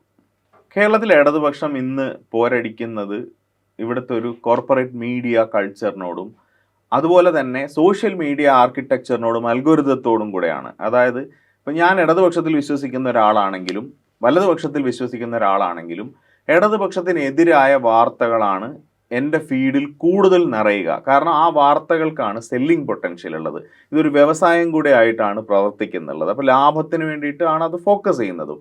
അപ്പം സഭയ്ക്കകത്ത് നിയതമായ ഒരു സമയം കിട്ടും, അതായത് മുഖ്യമന്ത്രിക്ക് അല്ലെങ്കിൽ പ്രതിപക്ഷ നേതാവിന് തുല്യമായ ഒരു പരിഗണന കിട്ടും. നമ്പറിനനുസരിച്ച് നമുക്ക് ഒഴിവാക്കിക്കൊണ്ട് പ്രവർത്തിക്കാൻ ആർക്കും കഴിയില്ല. ഇപ്പം സഭാ TV നിന്ന് മുഖ്യമന്ത്രിയുടെ പ്രസംഗം നീക്കി എന്ന് പറയുന്നത്, പക്ഷേ കുഴപ്പമില്ല, കാരണം അതിന് പുറത്തും ചാനലുകളോ അതല്ലെങ്കിൽ സ്വന്തമായിട്ട് ഫേസ്ബുക്ക് വഴി നമുക്കത് പുറത്തേക്ക് വിടാനുള്ള അവസരമുണ്ട്. പക്ഷെ അതിന് പുറത്തുള്ള മീഡിയയിൽ ഇപ്പോൾ ഒരു 4 പേരുടെ ഒരു ചർച്ച എവിടെ എടുത്താലും 3 പേര് ഇടതുപക്ഷത്തെ പ്രതിനിധിയെ എതിർക്കുന്ന സാഹചര്യത്തിലാണ് കേരളത്തിലെ 90% വിഷയങ്ങളിലെയും ചർച്ച നടക്കുന്നത്. അപ്പം തീർത്തും അൺഈവനായ ഈ മീഡിയ സ്പേസിൽ ഈ കുറഞ്ഞ എക്സ്പോഷറിൽ പ്രതിപക്ഷ പ്രവർത്തനം സക്സസ്ഫുൾ ആയിട്ട് ചെയ്യാൻ പറ്റുമോ? അത് അതിനെന്തെങ്കിലും കുറച്ച് ബദൽ സംവിധാനങ്ങൾ വരേണ്ടത് തന്നെയുണ്ട്. പിന്നെ പാർലമെൻറ്റ് നിയമസഭയ്ക്കകത്ത് സമർത്ഥമായിട്ട് ഇപ്പോൾ 2 ദിവസം കാണാമല്ലോ, നന്നായിട്ട് തന്നെ പ്രതിപക്ഷം ആ ദൗത്യം ചെയ്യുന്നുണ്ട്. മീഡിയയ്ക്ക് എപ്പോഴും ഒരു താല്പര്യം ഉണ്ടായിരിക്കും, അവരെപ്പോഴും പ്രതിപക്ഷമായിരിക്കുമെന്ന് പറയുന്നുണ്ടെങ്കിലും അങ്ങനെ ആകില്ല എന്നുള്ള നമ്മുടെ അനുഭവങ്ങളുണ്ട്. പിന്നെ ഈ സോഷ്യൽ മീഡിയ, പിന്നെ രാഷ്ട്രീയം എന്നുള്ളത് ഗൗരവമായ ആശയങ്ങളുടെ ഒരു അടിത്തറയിലുള്ള ഒരു ഇടപെടലാണ് അല്ലെങ്കിൽ ഒരു പ്രവർത്തനമാണ് എന്ന ചിന്ത കുറഞ്ഞിട്ടുണ്ട്. ഇത് രസകരമായിട്ടുള്ളൊരു എൻ്റർടൈൻമെൻറ്റ് ആക്ടിവിറ്റി എന്ന മട്ടിലേക്കാണ് പലപ്പോഴും പോകുന്നത്. അപ്പം ഞങ്ങളിപ്പോൾ ഒരു ഗൗരവമായ കാര്യങ്ങൾ അവതരിപ്പിക്കാൻ ശ്രമിച്ചാൽ അതെല്ലാം പരിഹാസ്യമാകുന്ന രൂപത്തിലേക്കായിരിക്കുമല്ലോ കൊണ്ടുവരാൻ ശ്രമിക്കുന്നത്. അപ്പോൾ പുതിയ തലമുറയ്ക്ക് പറ്റുന്ന രൂപത്തിൽ എങ്ങനെ കാര്യങ്ങൾ അവതരിപ്പിക്കാം, കുറച്ചുകൂടി ഹ്രസ്വമായിട്ടുള്ള ദൃശ്യമാനങ്ങളിലൂടെ അവതരിപ്പിക്കാം, അതെല്ലാം ഞങ്ങളിപ്പോൾ ചർച്ച ചെയ്തുകൊണ്ടിരിക്കുന്നത്. ശരിക്കും ടെക്നോളജി ഡെവലപ്പ് ചെയ്യുന്ന തൊഴിലാളികളാണ്, വർക്ക് ചെയ്യുന്നവരാണല്ലോ. അപ്പോൾ അതിനെ നന്നായി വിനിയോഗിക്കാനും ഞങ്ങൾക്ക് കുറേ കൂടി കഴിയേണ്ടതുണ്ട്. പിന്നെ പാർലമെൻറ്റ് വഴി ഇപ്പോൾ 57 ഗവൺമെൻറ് പിരിച്ചുവിട്ടതിന് ശേഷം EMS ഒരു കാര്യം പറയുന്നുണ്ട്, ഈ കേരളത്തിൻ്റെ പരീക്ഷണം നൽകുന്ന പാഠം എന്താണ്?